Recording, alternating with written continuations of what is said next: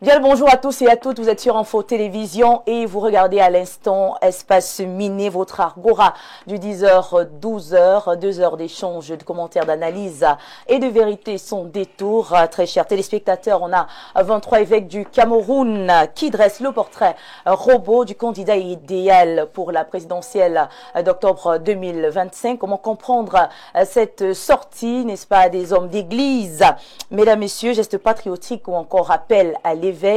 Nos invités sur le plateau nous permettront, n'est-ce pas, d'essayer d'analyser et de comprendre cette autre sortie. Mais avant, notre ossature prévoit pour bien commencer la journée, puisque nous sommes lundi, mesdames et messieurs, 7 avril 2025. Alors, une pensée pour bien ouvrir à travers la sagesse du jour. Nous aurons également l'occasion de faire un tour en kiosque pour découvrir toutes les grosses actualités du jour. Ça se fera à travers la revue de presse avec notre invitée Claudia Ancha qui va nous rejoindre. Nous aurons également en fait à dénoncer quelque chose qui vous déplaît, que vous n'aimez pas à travers la dénonciation du jour. Et bien évidemment, le grand débat du jour qui nous permettra donc de parler de cette thématique, revenir justement sur cette sortie des hommes d'église, essayer de comprendre et d'analyser un tout petit peu cette sortie et surtout l'impact voilà, qu'elle peut avoir sur la présidentielle 2025. Mesdames, messieurs, très chers téléspectateurs, le décor étant donc planté, permettez-moi de recevoir nos invités sur ce magnifique plateau, leur dire bonjour, pourquoi pas. Ils sont nombreux, ils nous viennent du Rassemblement démocratique du peuple camerounais, ils nous viennent du PCRN, ils nous viennent également ce matin du mouvement franquiste.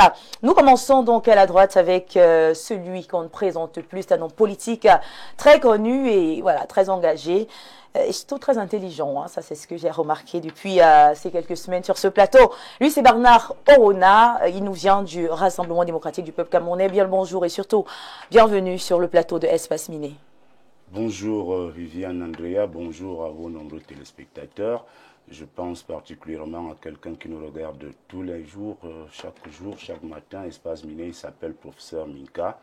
Il est chef département latin au collège Saint-Benoît ici à Yaoundé. Bonjour au panel qui est déjà là. Merci pour cette autre invitation. Si vous me permettez, je voudrais quand même vous faire voir que le RDPC peut se fâcher souvent quand vous me présentez comme homme du RDPC sur le plateau. Il vaut mieux me présenter comme journaliste, directeur de publication, parce que le RDPC a ses communicants qui sont reconnus. Et donc, moi, je ne parle du RDPC qu'à titre personnel parce que je suis militant de ce parti. D'accord, de toutes les façons, les deux vont de pair. Un journaliste également peut se permettre de parler du RDPC. C'est bien. Mais bon, c'est bien noté, monsieur le directeur de publication. Merci d'avoir accepté notre invitation une fois de plus en ce premier jour de la semaine. À côté de vous, une dame pour, bien évidemment, justement porter la voix des femmes sur ce plateau. Elle également saura nous donner son avis concernant la thématique du jour. Elle nous vient justement du mouvement franquiste. C'est la trésorière nationale de ce mouvement. Christine Nga-Bokolo, c'est un plaisir de vous avoir parmi nous. Bien le bonjour à vous. Bonjour, le plaisir est partagé. Bonjour Viviane, bonjour à mes copanélistes, bonjour aux téléspectateurs de Info TV. C'est toujours un plaisir pour moi de me retrouver sur le plateau d'Espace Miné avec des têtes pensantes bien remplies et bien faites. Merci. Comment se porte le mouvement franquiste? Le mouvement franquiste se porte très bien. Nous sommes toujours sur le terrain, sensibilisés, être proches des Camerounais, essayer de résoudre les problèmes qui sont à notre niveau, les problèmes d'eau, santé. Donc nous essayons de faire le meilleur de nous et d'être des patriotes. D'accord, mouvement créé par le fondateur du franquisme lui-même, Rahim Noumeu, c'est bien ça? Monsieur Rahim Noumeu. Rahim Noumeu. Oui. D'accord. En tout cas, merci beaucoup de représenter ce mouvement ici ce matin, un mouvement idéologique.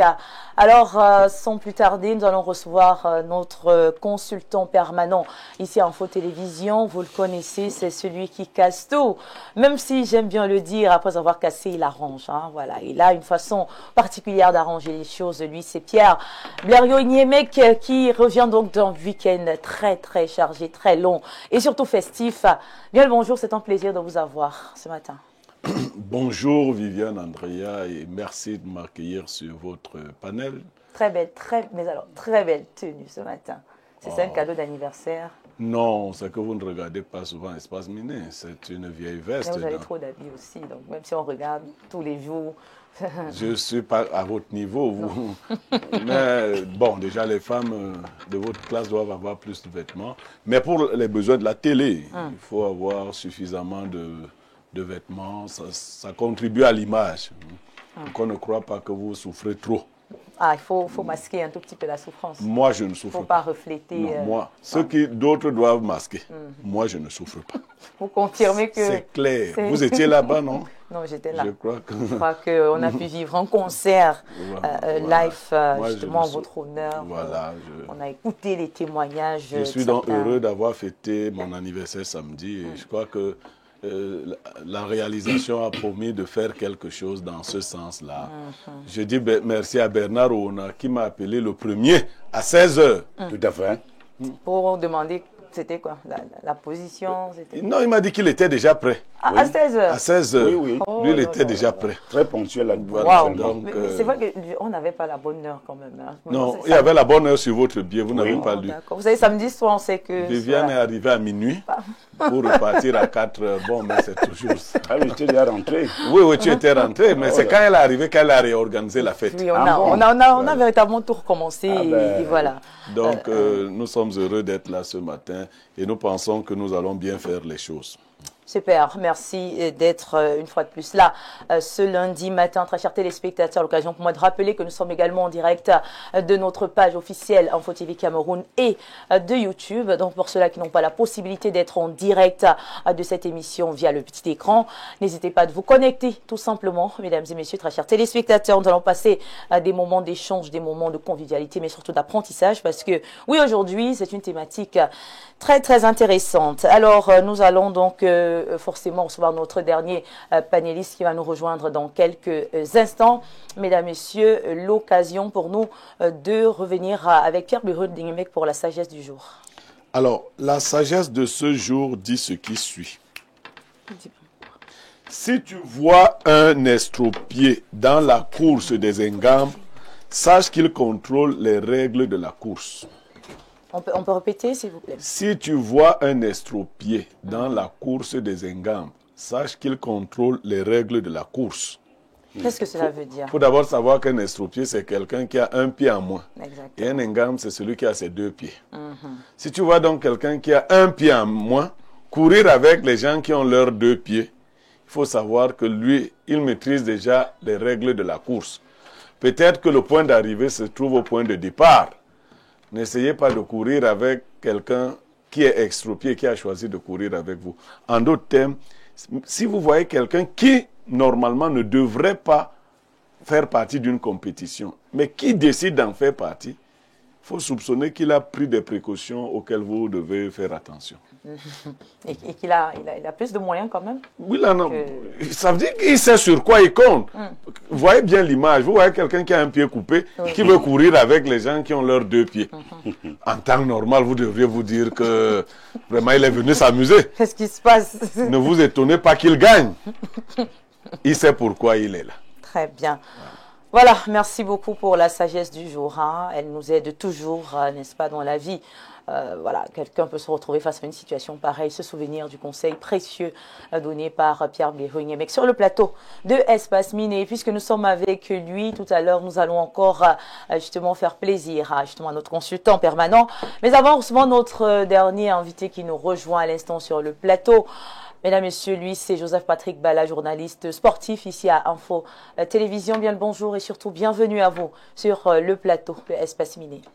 Bonjour Viviane Andrea, bonjour à tous vos nombreux téléspectateurs que je suis heureux de retrouver ce matin. Déjà, merci pour la fleur de week-end. Alors, je vous en prie, nous étions de tout cœur avec vous, tout le plateau justement de Espace Miné. Vous accompagnez en prière jusqu'à Bembis, c'était Bembis? Oui, après Bembis, je ne savais pas qu'il y avait encore, je savais pas qu'il y avait encore des routes autant enclavées au Cameroun. Vous partez de Bembis pour arriver là où j'étais, c'est près de 80 km.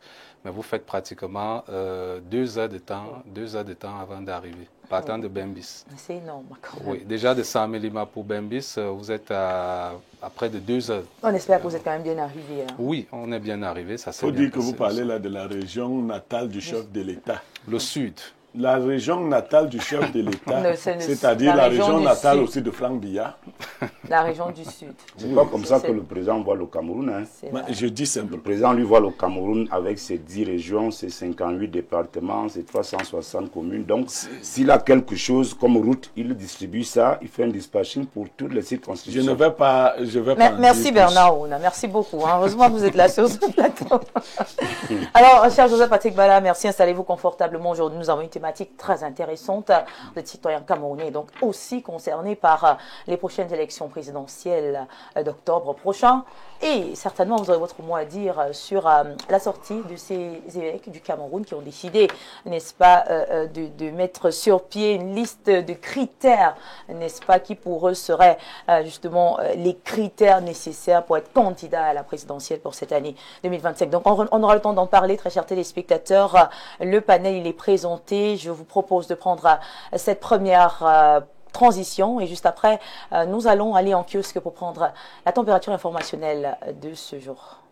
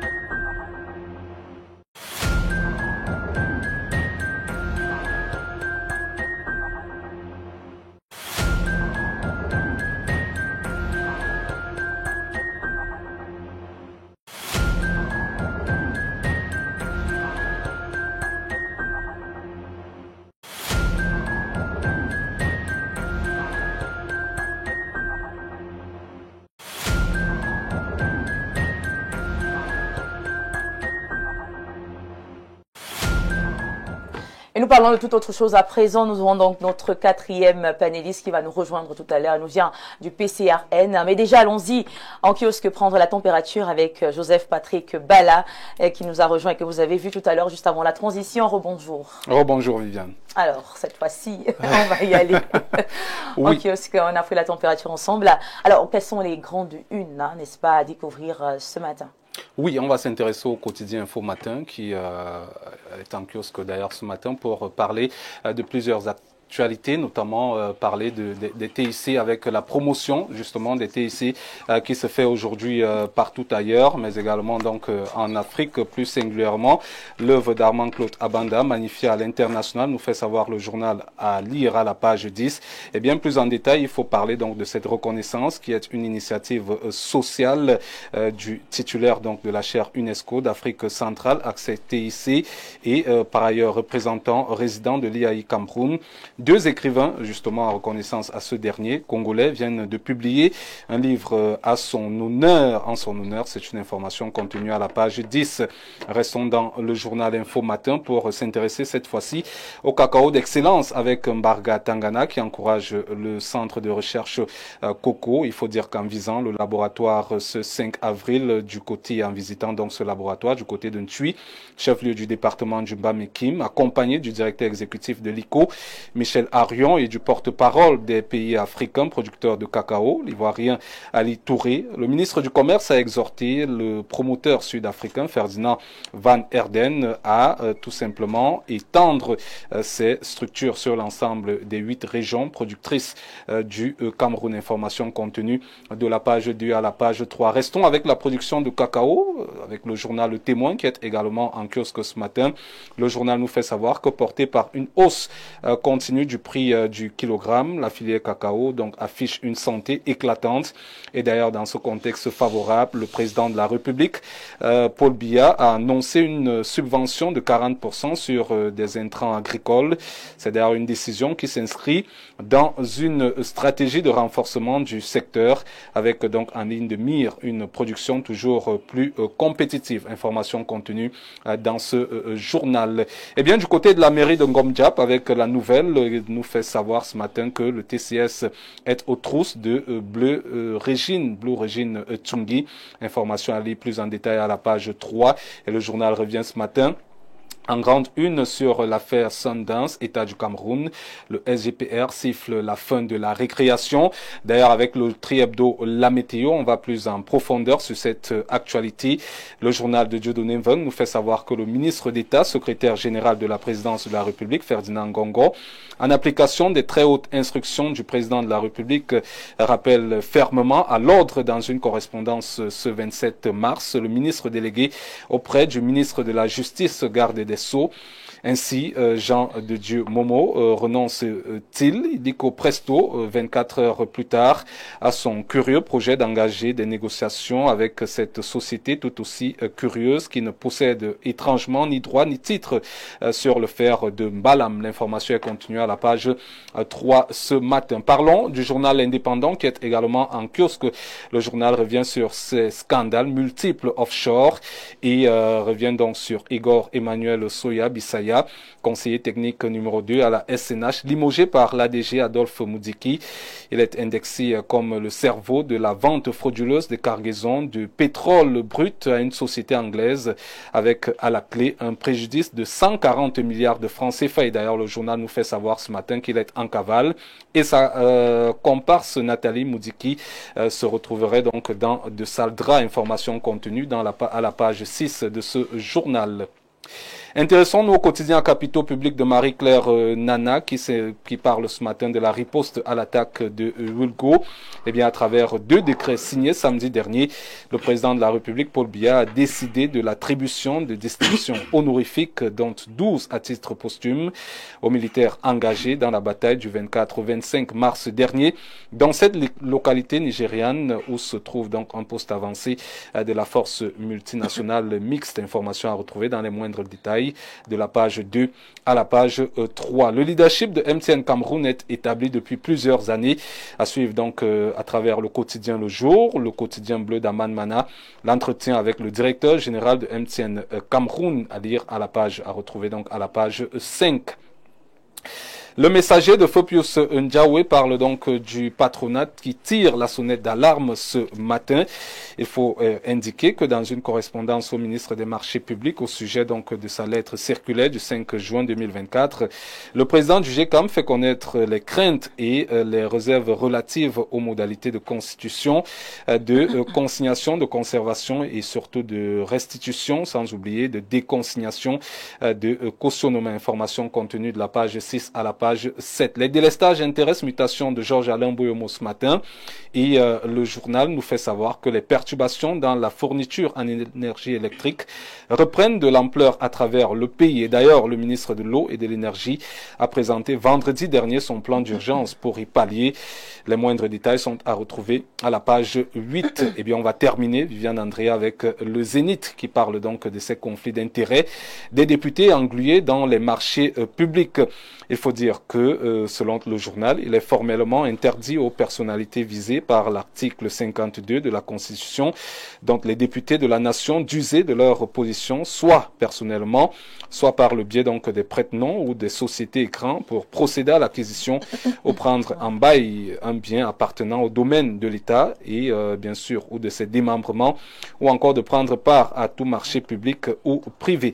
Et le journal nous fait savoir également que le Cameroun étant une curiosité mondial, ce sont ceux qui font les lois, qui sont les premiers à les transgresser. D'ailleurs, le journal dresse une liste de quelques députés affairistes ce matin. C'est d'ailleurs avec ce journal qu'on referme cette première partie de la semaine dans le cadre de cette émission consacrée à la revue de presse. Merci à vous. C'était donc la deuxième livraison du jour, parce qu'on a eu la première le matin à la matinale. Eh bien, comme d'habitude, nous n'allons pas vous laisser partir. Une analyse s'impose et ce matin, nous marquons un temps d'arrêt sur la grande une du journal Cameroun Tribune. Oui, riposte à l'attaque de Wolfgo, un exemple de bravoure. On a donc, à travers 2 décrets signés samedi dernier, le président de la République, Paul Biya, qui a décidé de l'attribution de distinctions honorifiques dont 12, mesdames et messieurs, à titre posthume aux militaires engagés dans la bataille du 24 au 25 mars dernier dans cette localité nigérienne où se trouve un poste avancé de la force multinationale mixte.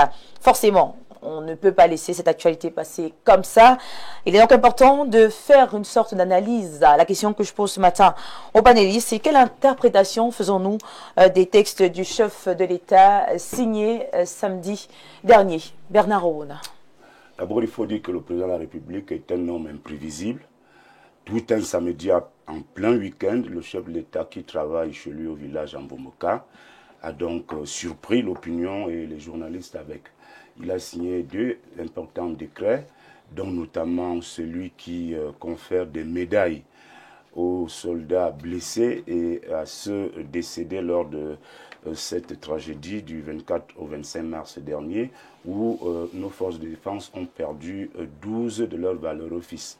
Le président de la République donc décide ainsi, à travers ce décret, de faire honneur, de reconnaître la bravoure de ces militaires qui sont tombés au front ou ceux qui sont blessés et qui sont actuellement pris en charge dans les hôpitaux à Maroua et ailleurs.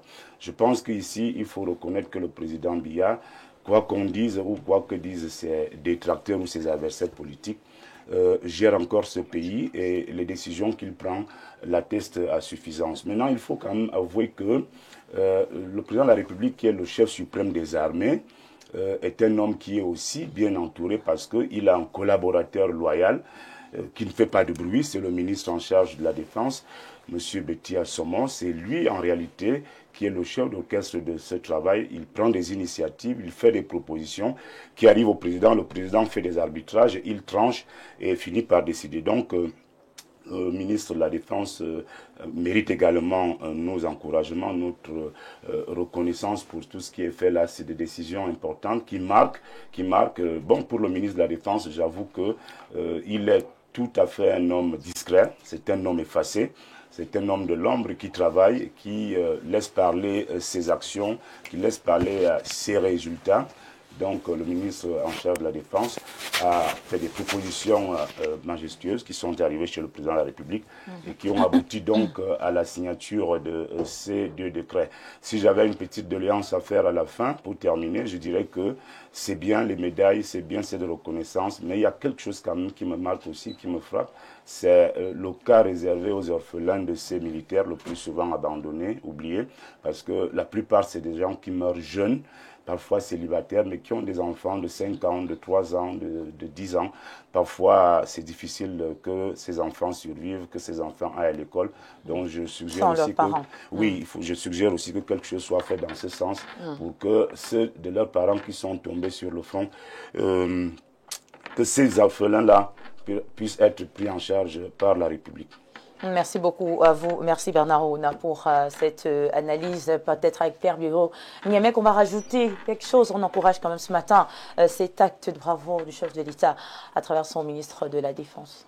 Bon, je vais commencer rapidement par le ventre mou de toute cette réussite.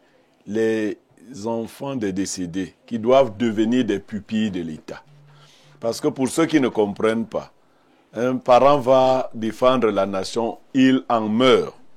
Il faut que sa progéniture bénéficie des grâces de l'État. Je sais que le ministre Betty Assomon va également régler cette question. Maintenant, sur le fait, vous savez, le rôle d'un État, c'est de préserver en premier l'intégrité d'un territoire. Il ne faut pas s'amuser avec ça. Là, il n'y a pas de politiciens qui doivent intervenir. On ne va pas faire dans la politique politicienne. Si vous et moi, nous sommes ici aujourd'hui, c'est parce que ces gens-là prennent la peine, eux, d'être à nos frontières et à l'intérieur de nos frontières, afin de nous assurer la paix. Vous savez, tous les ravages que nous crée cette horrible secte Boko Haram. Donc, pour ces jeunes soldats qui sont tombés récemment, je rends hommage au chef suprême des armées, qui a bien voulu les honorer. Cela booste les troupes. Vous voyez? Le militaire, c'est ça. Quand on lui dit qu'il a bien fait son travail, il est encore plus motivé.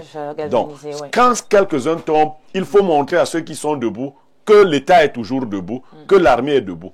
Ben, bien évidemment, le chef d'orchestre, le maître, le MC de tout cela, c'est le ministre de la Défense. Finalement, on a un ministre de la Défense qui peut être ministre de la Défense sans vouloir être président de la République.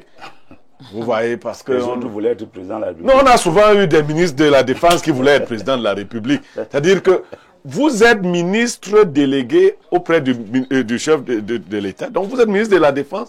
Vous êtes le bras séculier du chef de l'État. Vous faites dans la discrétion et dans l'efficacité le travail qui est attendu de vous. Et c'est bien ce que fait M. Betty Assomon.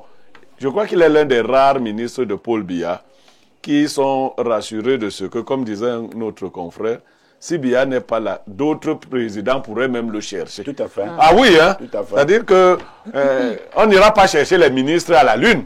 Pas du tout. On va aussi regarder parmi ceux qui étaient là, ceux qui faisaient bien. Parce que Biya ne sera plus là.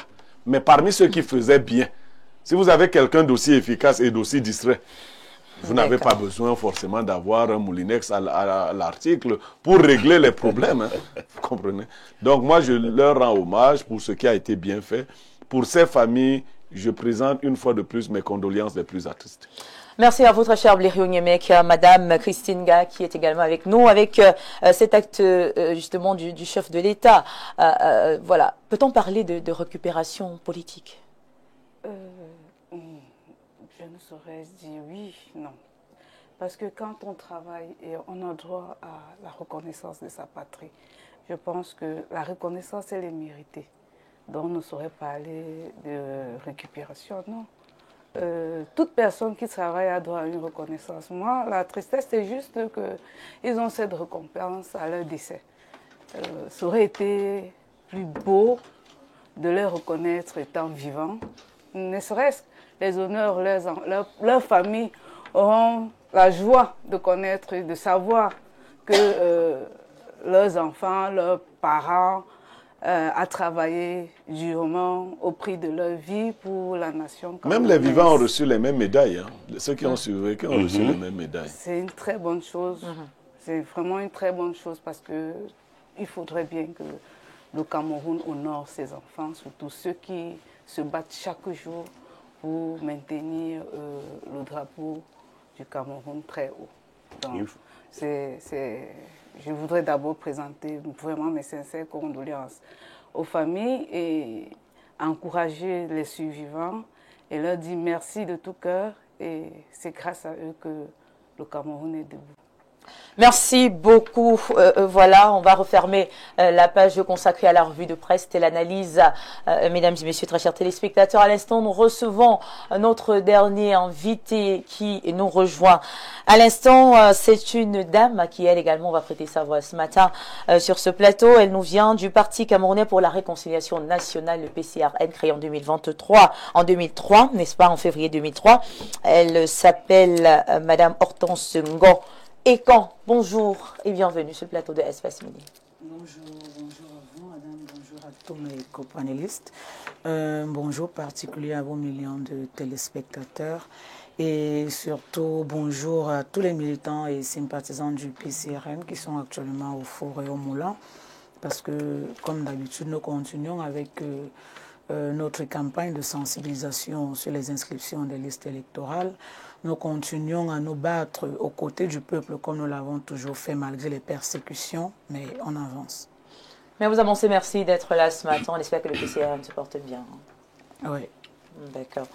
Mesdames, Messieurs, sans plus tarder, avant de prendre la transition afin de nous intéresser à la dénonciation du fait de ce jour, nous avons prévu une petite surprise ce matin, à l'honneur, une fois de plus, de l'anniversaire, comme on l'appelle souvent au quartier, donc de celui qui a eu un an de plus le week-end dernier, Pierre Blériot-Niémé, qui vous permet de revivre en images, en son, en couleur cet anniversaire, ce méga anniversaire pour le compte de l'année 2025. Regardons, on se dit à tout de suite.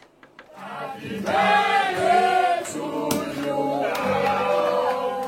Happy birthday to you. Joyeux anniversaire.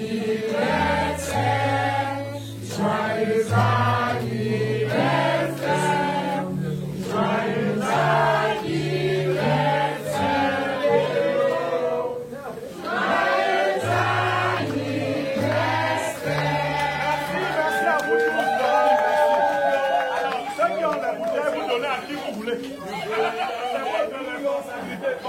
partout, donnez à qui vous voulez. C'est votre responsabilité. Et les gens vont vous regarder. C'est votre responsabilité. Un jour, on était à la Ski Université, parce que moi, je vais à la Ski Université à l'intérieur. Lui, il était en face. Comment ça s'appelle? On lit de l'autre côté. Et un jour, quelqu'un est venu chercher une jeune demoiselle à la Ski Université. Sa voiture est tombée en panne. Et je crois qu'il nous a manqué de respect. Et là, il allait de lui dire, quand vous venez distribuer le pays à la Ski Université, il faut respecter les gens. Je voulais que papa et maman se lèvent.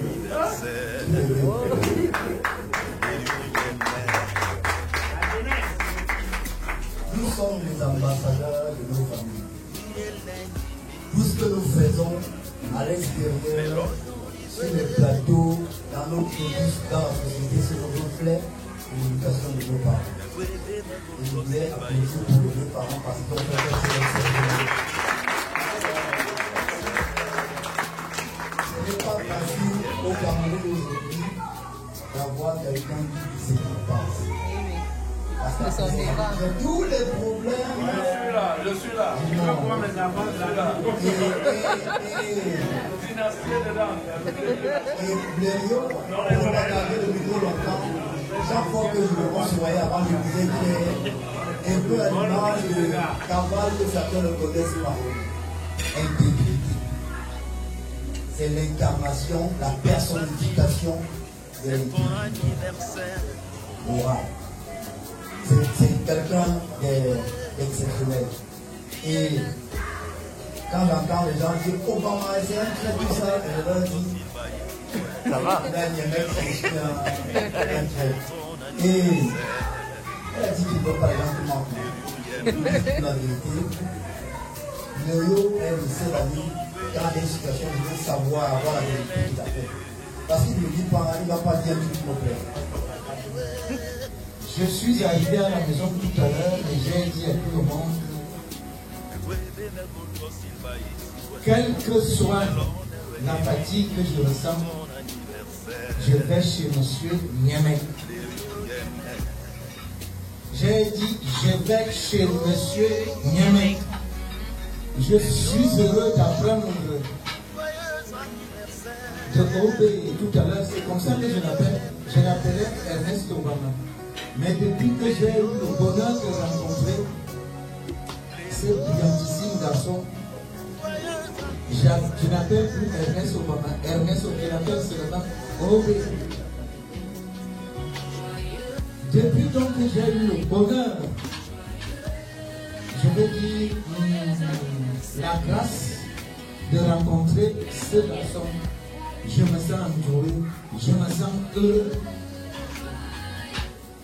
Je suis heureux de voir de près, de très près, Madame Niémé, Maman Niémé, et Belen Alexandre. J'ai fait sa connaissance il y a je crois 2 ans à aider aux obsèques de... Voilà. C'était dans un contexte qui n'était pas très bien. Et aujourd'hui, je suis heureux de le voir danser mieux que Niémé.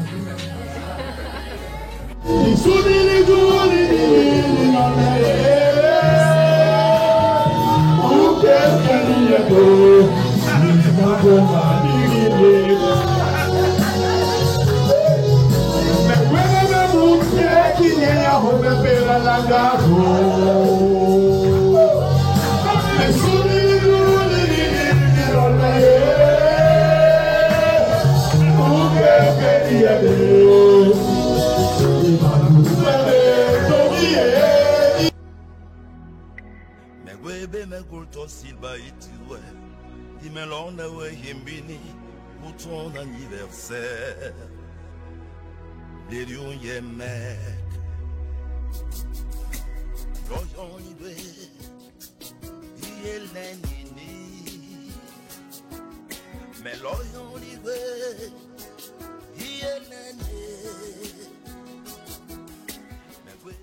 De très belles images, de très belles vidéos, beaucoup d'amour, de convivialité autour de Pierre Blériot-Niemek. C'était samedi, voilà, samedi dernier, en présence donc des visages que vous avez pu reconnaître, le président directeur général à qui on va dire bonjour et merci encore d'être toujours aux côtés de ses employés et collaborateurs. Monsieur Dieudonné Mveng Balade, puis du journal La Météo, Info Matin et Info Sport. On a pu voir la présence de Ernest Obama et puis l'artiste Dynastie Le Tigre, hein, qui a apporté justement sa touche particulière à cette célébration. Otto Marcelin, même si on ne l'a pas vu, qui est également de la partie Monsieur Bernard Wona, voilà. Qui était le premier invité, hein, oui. Parce qu'à 16h, il était déjà prêt. Il n'a pas fait le je m'invite, non, il a eu le message. Le privilège de voir les 5 épouses de Monsieur Niemek. Ouais, vous nous le disiez tout à l'heure. Oui, elles avaient une table spéciale à elles toutes seules. On ne sait pas comment il arrive à faire cela, des épouses qui s'entendent. Les 15 enfants aussi avaient... Combien vous avez compté les enfants? 15 enfants, ils avaient aussi leur table. Wow. Mais parmi les épouses, il y en a qui a déjà un gros ventre. Ça va faire 16, moi-même j'ai constaté cela. Okay. Ça fera 16 voilà. Très bientôt. Voilà ce que j'ai remarqué. C'est une grande fête en tout cas. C'est une bonne chose de voir que Pierre Blériot-Niemek participe donc, n'est-ce pas, à grandir, n'est-ce pas? L'augmentation de la population. Exactement, c'est également très important. Beaucoup de travail, hein. C'est pas évident, hein. Beaucoup de travail pour lui. Il mérite quand même nos félicitations. Vous les avez vu toutes danser avec moi, non? Oui, oui, oui. Bien sûr, il n'y a pas de bruit chez nous. Il y a une complicité qui oui, elles sont complices. Elle est inquiétante, cette complicité. Rien n'inquiète. Tout se passe bien. Merci beaucoup. En tout cas, heureux anniversaire une fois de plus à vous, cher Blériot-Niemek. Puisse le Seigneur vous combler de ses grâces et surtout réaliser vos voeux. Est-ce que vous avez un petit mot à dire? Oui, je dis d'abord merci au réalisateur Ben Valls qui, sur le pied levé, a monté cette vidéo. La grande vidéo arrive, hein, c'est-à-dire de l'événement. Où on pourra me voir. Oui, on pourra te voir, évidemment. Tu étais là. Évidemment, toutes les personnes qui sont venues, qui ont bravé la pluie dans leur quartier parce que je l'avais bloqué dans le mien et qui sont arrivés, ça a été un événement qui m'a rapproché de ceux sur qui je compte depuis un certain temps ou pour qui je compte. Il y a quelqu'un qui m'écrit là que je veux être comme Blériot avec mes femmes. Oui, ben il faut qu'il m'appelle inbox, je vais lui donner quelques secrets.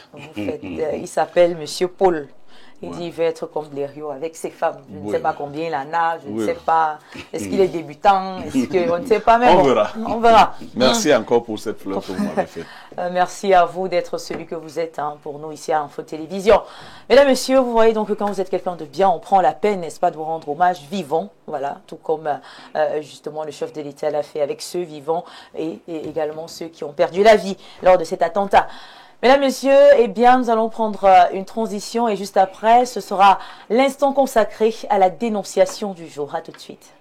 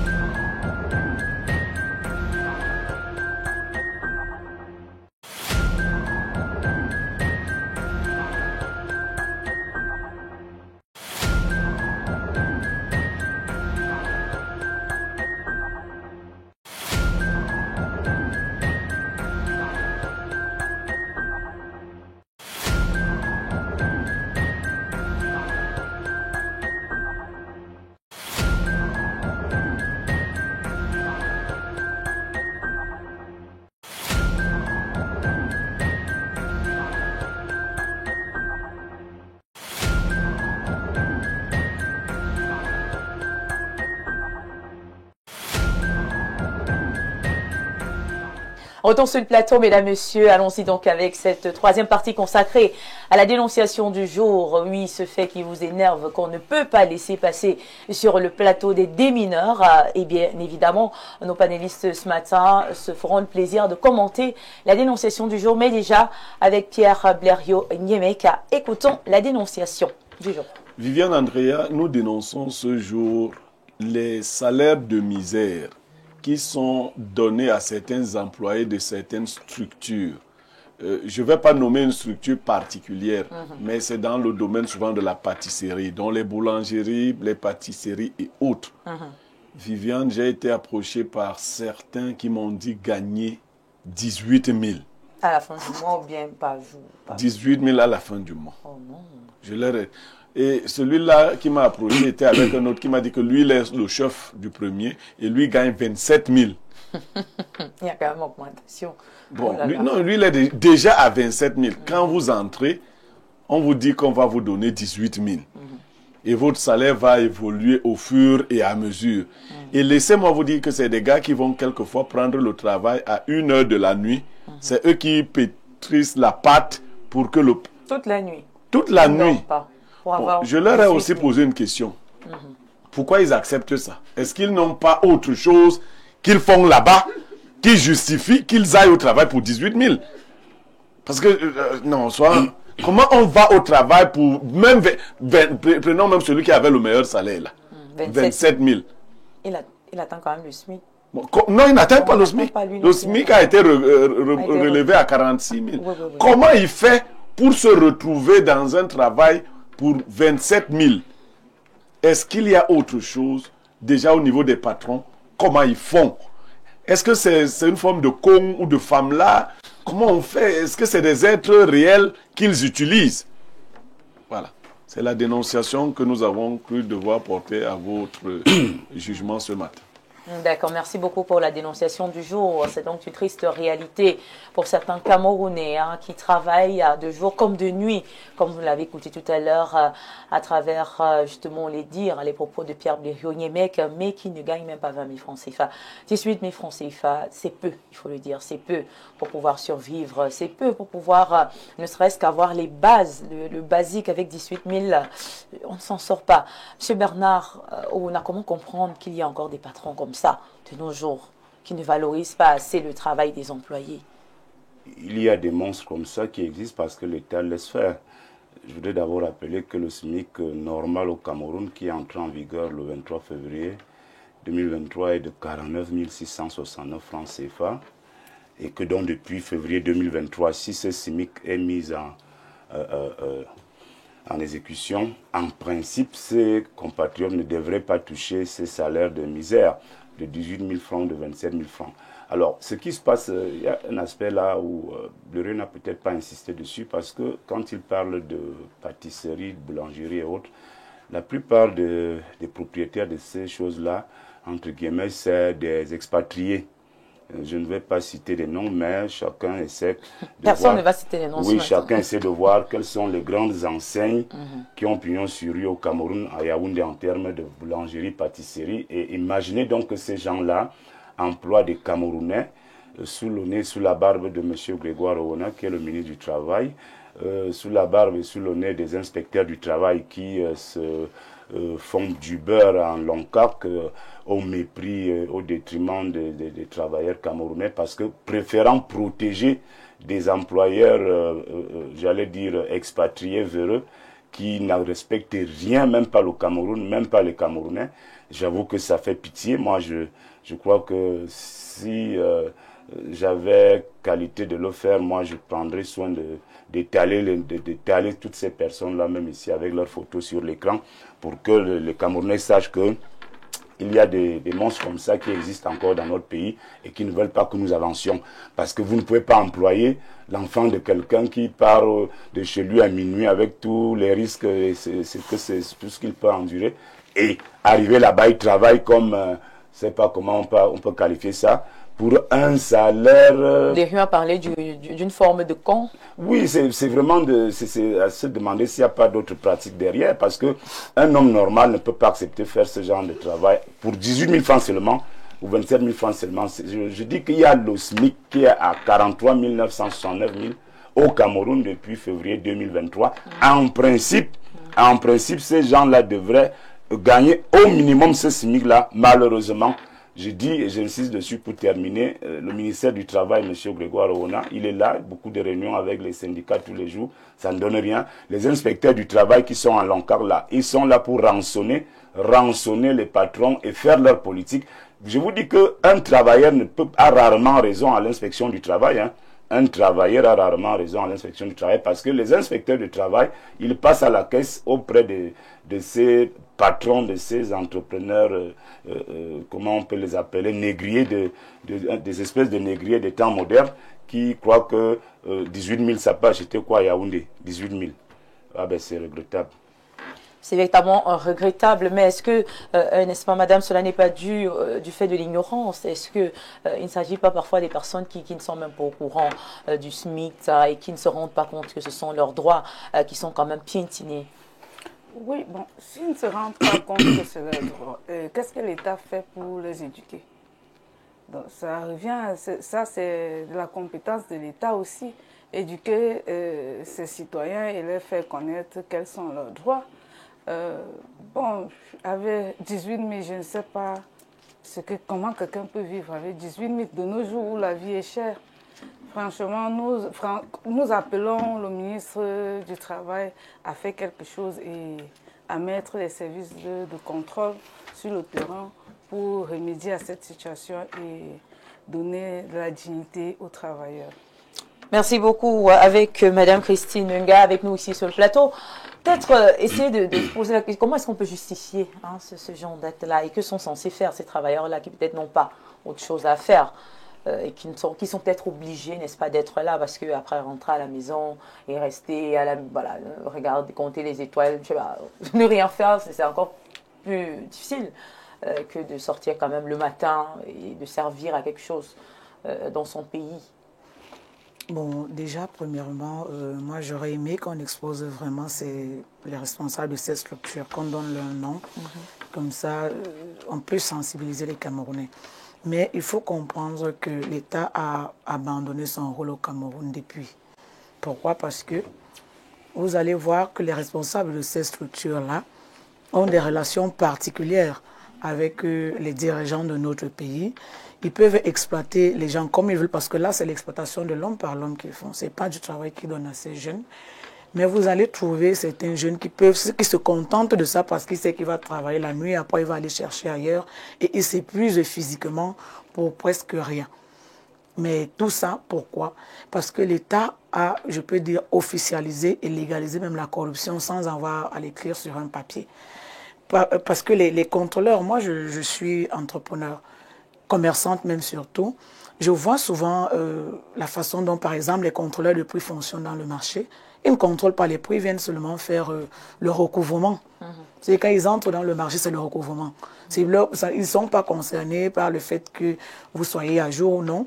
Il y a même d'autres personnes qui se battent même pour être à jour, mais le contrôleur te dit que peu importe ce que tu fais, on va toujours trouver quelque chose pour que tu nous donnes de l'argent. Donc ça ne sert à rien de faire tout ce que tu fais. Après toi seulement, pour que le jour qu'on arrive, tu nous donnes notre argent. J'ai d'ailleurs dû faire 3 jours au Central 4 à cause de cette situation avec les contrôleurs de prix. Parce qu'on envoie les contrôleurs pour contrôler les librairies et les pressings, mais eux ils viennent quand même faire les recouvrements sur les boutiquiers. Et ils sont arrivés chez moi, moi j'ai dit je ne paye pas. Ils sont allés à payer le chef de poste, avec qui ils ont causé, ils ont fait ce qu'ils ont fait. Je me suis retrouvé au Central 4 pendant 3 jours. Parce que j'ai décidé de ne pas participer à une histoire de corruption. Donc c'est comme ça que ça se passe. Lorsqu'on dit qu'on a légalisé la corruption, c'est l'une des preuves. Parce qu'il y a quand même un service qui veille à ce que les Camerounais qui travaillent puissent avoir un salaire décent. Ce n'est pas pour rien qu'on fixe le SMIC dans un pays. C'est parce qu'on estime que le strict minimum qu'un Camerounais doit gagner doit être tel. Mais si l'État estimait que le strict minimum c'est 49 000 et qu'un employeur lui décide de donner 18 000, quand même c'est insultant, mais j'insiste en disant que ces gens qui matraquent les Camerounais, qui les utilisent, qui méprisent, qui insultent les Camerounais, travaillent en complicité avec nos dirigeants. Parce que je vais peut-être sortir du sujet, je vais même aller, je vais un peu pousser la dénonciation plus loin. Il y a même, mon père Bléon, il y a un monsieur, par exemple, à Oja, lui il fait dans les boissons. Non seulement il exploite les gens comme il veut, il arrache les terrains comme il veut, mais il a même le courage de dire aux gens que j'arrache le terrain de qui je veux, parce que je travaille avec le MINCAF, et en plus de ça, je suis protégé par eux. Il y a des choses, il y a des choses qu'on dit parce que le pays est arrivé à un niveau où les gens ne se contrôlent plus. Vous allez vous retenir, hein, voilà. Non, à un moment donné, nous sommes en direct. Vous ne pouvez pas dire qu'il travaille avec le ministre. c'est ce que le monsieur a dit. Si vous voulez, je donne même le nom du monsieur en question. Comme ça, on pourra lui demander des comptes. Non, on va pas parce qu'à un moment donné, on va témoigner de la dénonciation du madame. Merci, je vais revenir à la dénonciation. Merci de chuter. À un moment donné, on a tellement mal qu'on ne sait même plus parfois sur quel sein se vouer. D'accord, madame. Donc, que cette exploitation de l'homme par l'homme qu'on pratique au Cameroun doit cesser et que l'État doit taper le poing sur la table. Si vous voulez avoir des employés, arrangez-vous à leur donner au moins le SMIC. Merci. On va passer justement à notre dernier intervenant, Pierre Blériot Niemek, notre consultant. Alors, face à la situation que nous dénonçons ce matin, quelle solution? Est-ce qu'il y a possibilité de progression en termes de salaire dans ces domaines-là? Parce qu'on a l'impression que c'est quand même général. Non, moi je vais vous donner mon sentiment. Les Camerounais sont plus bandits que ça. Ils ne sont pas souvent sérieux. Viviane, si tu vois les gens travailler dans une société pour 18 000 et aller au travail tous les jours, sache qu'ils ont trouvé ils ont trouvé notre solution. Bernard Ouna. Ils savent comment Personne. En fait, un homme normalement constitué ne peut pas faire non, il y a autre chose là-bas. Oui. Non, mais moi j'avais travaillé pour 21 000 à Douala, mon père. 21 000. Pas parce que j'avais autre chose. Mais parce qu'en somme, je venais d'avoir mon bac, je n'avais rien d'autre. Je passe sur le travail, on m'a payé 21 000. D'accord. Mais je n'avais rien d'autre à gagner derrière. Je dis, c'était dans une maison ou dans une structure? C'était dans une structure. Le nom, on appelait ça réseau panafricain. Tu vas avec tes parents? Non. Et puis nous étions trois filles. On a décidé de prendre une chambre toutes les trois parce qu'on faisait le John pour pouvoir vivre. N'ayant pas d'expérience. Vous voyez voilà. les Camerounais travaillant dans une structure comme celle que nous venons de... Je suis d'accord. Sache qu'ils ont découvert un autre réseau derrière. La nuit. La nuit. Et ils aiment le travail de nuit. Parce que le travail de nuit devrait être payé plus cher. Tout à fait. On vous prive de votre sommeil. Mais c'est ce que nous voulons condamner. Au lieu de pousser les gens à créer ce genre de réseau, donnez-leur ouvertement les salaires décents.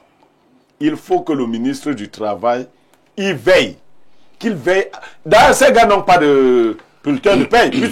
Personne ne peut faire un bulletin de paye où on met 18 000. C'est des gens, soit vous donnez Orange Money, ou à la main. Ou à la main, sans trace. Il n'y a pas de trace. C'est toi qui vas dire qu'on m'a donné 18 000. Lui va dire que je lui ai donné 68 000. Donc il faut que le ministre du Travail y veille. Maintenant, pour ces nouveaux négriers qui sont venus s'installer chez nous, il faut savoir qu'un peuple qui a été colonisé et sauvagement traité comme le peuple camerounais a développé quand même des réflexes de défense. Ces structures-là qui exploitent des Camerounais vont devenir un jour la propriété des Camerounais. À bon entendeur. Salut, voilà, merci beaucoup pour vos différents avis. On va prendre quelques messages de nos téléspectateurs qui nous suivent, parce qu'il faut voir, est-ce que ces gens ont le choix? Ils n'ont pas le choix, Pierre Blériot Niemek, ils n'ont pas le choix, parce que quand on a le choix, on choisit ce qui est meilleur. Donc, bon, l'emploi, le sous-emploi au Cameroun, c'est pas moi qui vais vous le dire, c'est criade. On attend les franquistes, ce qu'ils vont nous dire. D'accord. Alors, bonjour le plateau, mon frère Blériot. Merci pour la dénonciation. Ils sont tous corrompus, de toutes les façons. Mieux vaut faire le pouce ou le call box. Et même, qu'est-ce qui ne nous dit pas qu'ils ne vendent pas le pain là en cachette? C'est pourquoi ils travaillent pour 18 000. Ça va dans le même sens que ce que disait Pierre Blériot Niemek tout à l'heure. Un autre message, bonjour, très belle dénonciation. Je tiens à féliciter pour ton courage et ton professionnalisme pour le 10-12. Merci pour la dénonciation. Je voudrais dire que même le SMIC, voilà, 43 600 est très insuffisant, environ 1406 francs par jour. Si l'on est en location et si on est un orphelin avec 2 petits frères, comment s'en sortir? Vous avez fait une dénonciation sur l'immigration des jeunes, voilà une grande cause. Comment comprendre que j'ai plus de 34 ans, c'est toujours les mêmes postes? Mon fils est né, toujours les mêmes personnes. C'est triste, merci pour votre point de vue. Bonjour. Bon début de semaine à tous, je suis profondément déçu par l'inspection du travail qui s'est avérée être plus un problème qu'une solution dans mon cas. J'ai déposé 2 dossiers là-bas et à ce jour, je regrette d'y avoir investi mon argent. D'accord, c'est Écoudi depuis Essos. Bonjour, tu es la meilleure. Je suis devant Espace Miné, très sage, intelligente, cultivée. Le grand frère Blériot, il répond toujours très bien aux questions que tu lui poses. Bon, merci. Vous voyez que d'autres pensent qu'il casse tout, d'autres apprécient. Bonjour, je pense simplement que, et d'ailleurs, il est clair que ce qu'ils doivent faire, ce qu'il faut, ne le font pas. Il faut même aller dans ces boulangeries, voir les services d'hygiène. C'est une saleté invivable. Franck-Patrick Loga, depuis Poma. Bonjour le panel, ces gens sont des petits bandits. Moi, personnellement, j'ai travaillé pour 50 000 dans l'entreprise de Mombo pendant 5 ans. Pour garder mon intégrité, j'ai démissionné. Harold depuis Douala. Bonjour, le travailleur est la personne la plus malheureuse de ce pays. Bonjour le plateau, j'interviens ce matin dans la même logique que tonton Blériot. Cette situation de rémunération très basse est grave dans le secteur de l'éducation et des enseignements secondaires privés. Ils prennent des pensions de 300 000 € par an, mais donnent 50 000 aux maîtresses par mois. Et les profs vacataires, les 800 francs l'heure. Oh là. Et même pour payer, c'est toute une gymnastique. William Koum, depuis Nkwaba, Yaoundé. Bonjour le plateau, merci à vous pour tous vos efforts. Pour la dénonciation du jour, je prie vraiment Pierre Blériot de ne pas avoir mal. Ce n'est pas seulement le Cameroun, mais la plupart des pays d'Afrique francophone. C'est un problème qui devait intéresser nos différents gouvernements. Voilà, merci, bonne émission. Bonjour à tout le panel et bonne semaine. Concernant la dénonciation, je voudrais ajouter qu'il ne s'agit pas seulement des boulangeries, il y a également certaines microfinances où un employé qui a des charges est payé à 27 000 francs par mois. C'est déplorable et insultant. Certains collègues d'enseignement secondaire payent les enseignants à 600 ou 700 francs l'heure. Cette affaire semble réelle, hein? 600, 700 francs l'heure. Bonjour à vous, M. Blériot Ngemek. Je vous envoie une dénonciation. D'accord, bien reçu, merci. Notre message, bonjour à vous sur le plateau, dont la plupart des cas, ils vous emploient en disant que tu auras 40 000 à la base pour camoufler leur esclavage. Et après, à la fin du mois, tu te retrouves avec 8 000 francs, avec beaucoup de prétextes. Soit ce sont les manquants, soit la caméra t'a filmé en train de somnoler. Nous vivons ça ici, au quartier, où déjà tous les employés sont dans les pleurs. Oh là là. Chaque mois, il y a des... Oui, on te crée quelque chose. Chaque mois. Quand tu as vu en train de dormir, donc on coupe la moitié du salaire. Oh, et vous restez toujours. Ben, c'est parce que c'est difficile quand même. Bonjour, très belle émission. Rien que pour la magnifique beauté incommensurable de la dame sur le plateau. J'entre au PCRN. Oui, le rapport. Ben, il dit qu'il est amoureux de la dame qui est du PCRN. Ouais. Ah, d'accord, et c'est pour... Et qu'il est prêt à entrer dans ce parti pour la retrouver. Ok, souvent avoir le plaisir de la voir. J'espère que vous l'acceptez dans votre parti. Le parti est ouvert. Bon début de semaine, Espace Miné, M. Ngemek, je ne sais pas trop. Est-ce que vous avez une idée du mode de traitement salarial des employés des entreprises telles que on va pas citer. J'ai cru entendre qu'ils seraient rémunérés à la performance. Ce qui me fait penser que le SMIC camerounais n'est aussi pas d'actualité. Bertrand Marois. Bonjour, que chacun cherche quoi faire personnellement. Le Cameroun est comme ça. Les salaires de misère partout.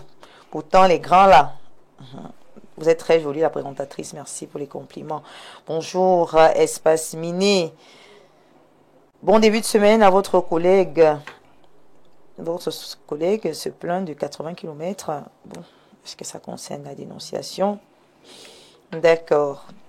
Blériot a même quitté l'enseignement car avec son statut d'enseignant, il ne s'en sortait pas. C'est très grave au Cameroun, trop de misère. C'est pas ça. Non, mais je savais que j'allais mourir pauvre si j'insistais là-bas. Donc, du coup, vous êtes parti. C'est pas évident. Je savais. Ce n'est pas du tout évident. On va prendre... voilà, bonjour à tous. L'heure est grave. Quand l'enfant commence le travail, on dit le salaire est à 40 000 francs. Après, les manquants, ils se retrouvent à 10 000 francs à la fin du mois. Bonjour, merci d'exposer tout ceci.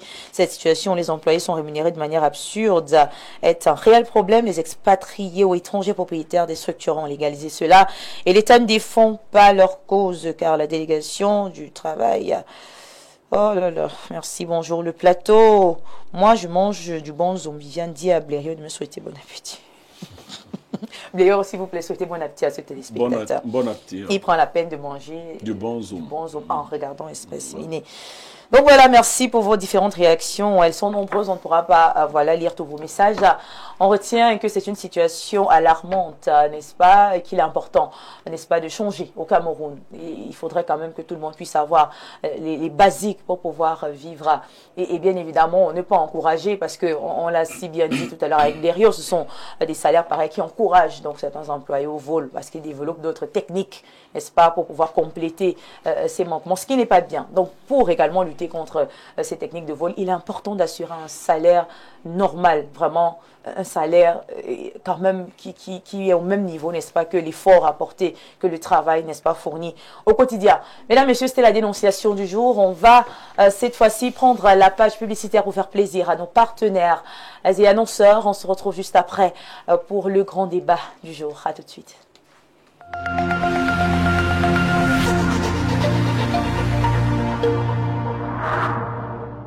Vous aimez quand c'est chaud et généreux? Dis-moi tout. Canal+ met du piment dans votre télé. Réabonnez-vous pour profiter d'une offre brûlante avec toutes les chaînes offertes pendant 15 jours. Regardez. Goûtez aux nouvelles émissions et séries épicées comme on aime. Ouais, ça donne chaud. C'est gagné! Qui aime les akara ne doit pas avoir peur du piment. Attention, intrigue tout feu tout flamme. Je vais vous régaler ce soir. Vibrez devant les films les plus chauds du moment. Et vivez des ambiances bouillantes dans vos matchs tant attendus. J'ai senti mon corps vibrer. Alors, ça chauffe, non? Réabonnez-vous vite. Pour relever les défis qui attendent notre pays, les pouvoirs publics font de la gouvernance inclusive et participative une priorité. Depuis plus d'une décennie, le Salon de l'action gouvernementale SAGO, plateforme citoyenne de vulgarisation des politiques publiques, s'active pour contribuer à l'amélioration de la gestion des affaires de la cité. Au programme de chaque édition, des conférences publiques sectorielles diffusées en direct, des rencontres et une exposition de l'ensemble des administrations et des organisations du secteur privé. Exclusivement, le SAGO 2025 ouvre ses portes aux PME avec la mise en place du village de la consommation locale. Gouvernons et gouvernés, ne manquez pas la 14e édition du SAGO placée sous le thème « Le service public à l'épreuve de l'impératif de croissance économique du Cameroun ». Du 19 au 26 juillet 2025 au Palais des Sports de Yaoundé. Pour plus d'informations, contactez le cabinet événementiel Mon Communicateur, mandataire du gouvernement au 620 00 21 95 ou sur www.sago.ca. Salon de l'action gouvernementale, la vitrine du Cameroun.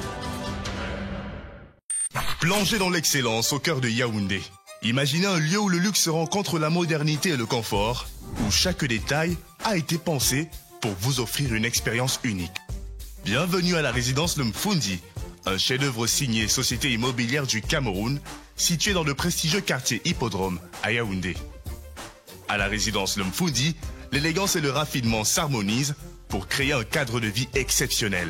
Découvrez une offre inégalée, 152 appartements haut de gamme, des configurations T1 à T6 avec cuisine américaine et européenne, 954 mètres carrés d'espace de commerce en rez-de-chaussée, idéaux pour vos affaires. 4130 mètres carrés d'espace de stationnement, alliant intérieur et extérieur pour un maximum de confort. 3070 mètres carrés d'espace commun, aménagés pour votre détente et votre bien-être. Chaque détail de la résidence Le Mfundi a été soigneusement étudié pour répondre à vos attentes. Pourquoi attendre? Offrez-vous la résidence de vos rêves dès aujourd'hui.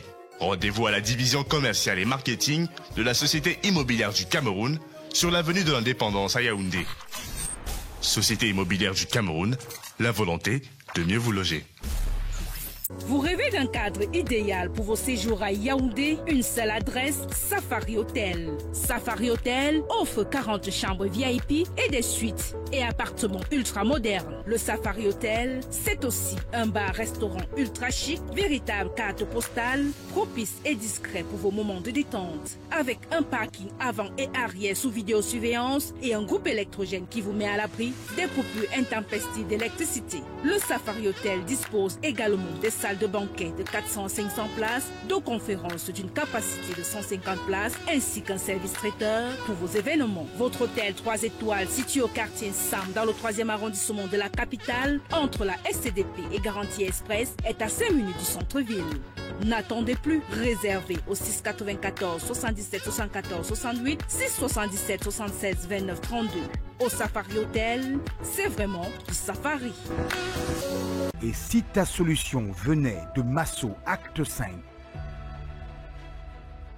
J'ai eu 2 millions de francs et puis ça m'a beaucoup relancé. J'avais gagné 500 000. Cette véhicule que vous voyez, je l'ai gagné à Masso. Je les clients en temps réel. La Masso ne ment pas. Je suis convaincu qu'avec la Masso, on passe du rêve à la réalité. Rapproche-toi de nos différentes agences pour souscription et cotisation et saisis cette opportunité le 5 juillet 2025 dès 7h au stade Omnisport à Madouaïdjo de Yaoundé et tu seras certainement l'heureux bénéficiaire de l'une des offres. À la Masso, vivons simplement nos valeurs africaines.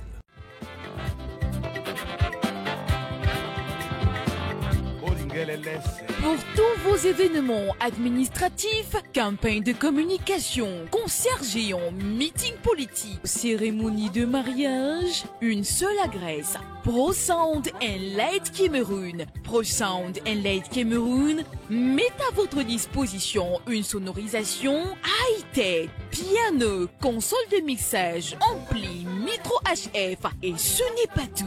Pro Sound and Light Cameroun, c'est aussi le rendez-vous avec l'écho des haut-parleurs pouvant couvrir des lieux de 500 à 5000 personnes. Briller avec un système de lumière intelligente sur des podiums modulables. Pro Sound and Light Cameroun est situé à Olembe, Dubai City. Contact 654 85 81 03 673 58 07 62. Pro Sound and Light Cameroun, animez vos événements avec le bon matériel.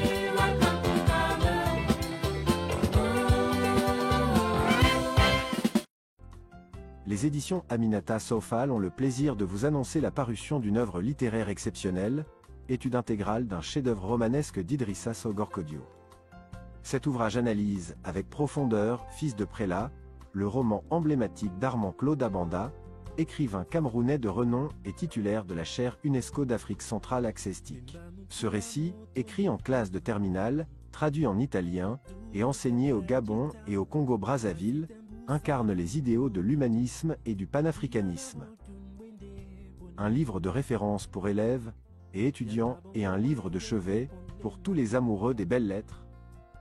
Cette étude s'inscrit dans la continuité d'une réflexion initiée lors du Festival international du livre et des arts assimilés du Bénin en octobre 2024. Idrissa Sogor-Kodio, écrivain et critique littéraire sénégalais, est reconnu pour sa plume panafricaniste et son engagement pour les lettres africaines. Lauréat de nombreux prix prestigieux, il nous offre ici une œuvre lumineuse, dédiée à tous les amoureux de la littérature. Découvrez cette analyse captivante et laissez-vous inspirer par la richesse de la littérature africaine. Disponible dès maintenant aux éditions Aminata Sofal. Vous êtes de la longévité.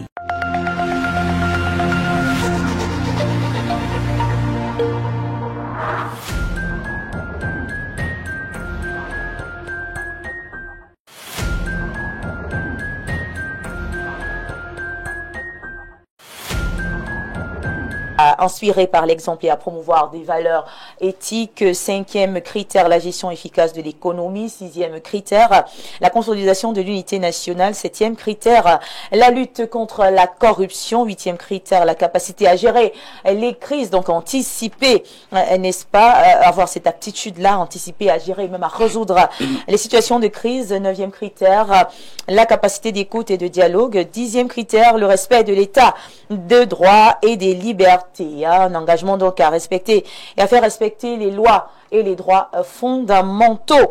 Ces critères qui reflètent donc la vision de l'Église catholique pour un leadership éclairé et surtout éthique au Cameroun.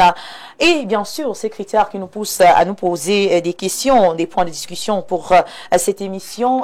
Voilà, nous allons peut-être nous intéresser à la pertinence de l'intervention de ces évêques. Quel impact, n'est-ce pas, leur avis, hein, cette liste de critères dressés pourrait avoir, n'est-ce pas, sur la prise de position de tout un chacun, les réactions des acteurs également, hein, des acteurs politiques. On pourrait également faire peut-être une comparaison avec les précédentes élections pour savoir pourquoi 2025 et pas les autres années. Quel est l'enjeu, n'est-ce pas, que l'on retrouve en cette année, et peut-être voilà, essayer de voir un tout petit peu si ces critères pourront véritablement servir. Est-ce qu'on en avait véritablement besoin, très chers téléspectateurs, parce qu'il y a déjà, n'est-ce pas, des critères voilà, donnés par la loi. Maintenant, est-ce qu'on avait besoin que l'Église apporte des critères en plus? Autant de questions que nous allons essayer de répondre avec nos invités ici sur le plateau. Alors, pour ouvrir le débat, très chers téléspectateurs, la première question, voilà, qui va certainement s'adresser à Monsieur Bernard Wona. Les évêques dont la mission, n'est-ce pas, est d'enseigner, de sanctifier, de guider, est-ce qu'ils sont dans leur rôle, parler de politique aujourd'hui? Oui, les évêques sont des citoyens de ce pays, même s'ils appartiennent à l'État du Vatican. Ils ont le droit de donner leur opinion sur la vie politique de la nation, en général. Maintenant que le Cameroun, qui est un État de droit, a une constitution et un code électoral. Maintenant, si les évêques, après une concertation dans le cadre de leur association, décident de dresser un portrait robot du futur président, qui peut être toujours celui qui est en place aujourd'hui, ça les engage. Vous allez comprendre pourquoi je dis que ça les engage, parce que les évêques font leur portrait robot. Les bensikineurs ont fait leur portrait robot. Ils ont dit qu'ils préfèrent que c'est Paul Biya qui soit réélu. Les cacaoculteurs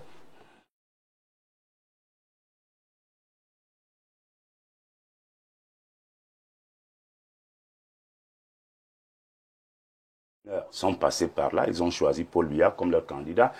Ces corporations, eux-mêmes, ils ont fait leur portrait. Hein. Donc ils ont vu que c'est Paul Biya qui est le meilleur portrait pour eux. Les universitaires, ils ont fait leur choix, ils ont signé, ils ont dit, les enseignants d'université, ils ont dit, nous choisissons Paul Biya comme notre candidat. Donc les évêques également, ils sont libres de penser qu'ils peuvent nous donner un portrait robot de celui qui peut être président de la République. Ce que je voudrais dire, c'est que je suis un peu déçu par les évêques, parce que les évêques sont les premières personnes qui travaillent tous les jours avec l'État du Cameroun, avec les gouvernants de ce pays. J'ai eu le privilège d'être aux côtés d'un grand commis de l'État, l'ancien directeur du cabinet civil de regretté mémoire, M. Belinga Boutou. Je voyais les évêques passer chez lui à 5 h du matin décharger l'argent. Ah bon? Oui, oui. Donc, les 23 évêques là, c'est des gens qui mangent avec le système. Tous les 23? Oui, il n'y a pas d'exception. Tous ces évêques là sont très bien avec le système. D'autres même vont au palais décharger. Bon, mais il y a quand même une cohérence, parce qu'on a pu voir certaines sorties, n'est-ce pas, de non, même celui de Yagua. Pas tous. Même celui de Yagua. Même celui de Yagua. On va parler dans les détails. Je vous dis que tous ces évêques ont des acquaintances avec l'ordre dirigeant du pays. Donc ça veut dire que quand vous faites un portrait robot là, est-ce que vous avez tenu compte que par le passé, c'est toujours avec un autre portrait robot que vous fonctionniez? Parce que c'est ça qui m'embarrasse un peu. Maintenant, sur le plan de l'intégrité, de la probité, les évêques sont des autorités morales, ça d'envergure, c'est incontestable. Mais de plus en plus, nous on ne fait plus confiance aux évêques. Parce que les évêques arrachent nos femmes, les évêques font des combats et les prêtres au quartier pour des femmes, pour des problèmes de terrain, ils gagnent des marchés avec... vous savez qu'il y a des évêques qui sont hommes d'affaires, il y a des prêtres qui sont hommes d'affaires, qui travaillent en intelligence avec le système. Donc, sur ce plan politique, moi, je ne fais pas confiance aux évêques. Leur avis, et c'est leur avis. Est-ce que vous savez qu'il y a au cabinet civil, depuis des mois, quelques mois, des journalistes aussi de la corporation qui ont écrit que le président soit leur candidat? Tu as quelques noms. Ben, si je te donne le premier nom, tu vas sursauter. Oui, donne-moi le Quelques premier. noms. Le premier nom. Non, Dieu. Ouais. Dieu ne n'aime pas. Il y a des noms. Il y a des gens qui ont écrit au palais de l'unité que nous souhaitons que Paul Biya soit candidat. Des journalistes de la corporation. Donc je voulais dire que les évêques font ce qu'ils font. Tout le monde peut faire ce qu'il fait dans sa corporation. Ça ne change rien. Vous avez voulu un nom, je vous ai donné un nom. On veut un deuxième nom. Plusieurs noms. Un deuxième nom. Un autre nom. Bernard Ouna. On aurait dû commencer par celui-là. Ah bon? D'accord, merci beaucoup pour votre première prise de parole avec vous, madame. Vous savez, on a vu quelques sorties des évêques sur les réseaux sociaux. Vous avez certainement écouté quelques-unes de ces sorties. Alors, selon vous, qu'est-ce qui explique donc ces différentes sorties à la suite, n'est-ce pas, de ces vidéos qui font en ce moment beaucoup de buzz, il faut le dire, sur la toile? Je voudrais d'abord dire qu'avant d'être évêque, on est d'abord un citoyen d'un pays. Oui.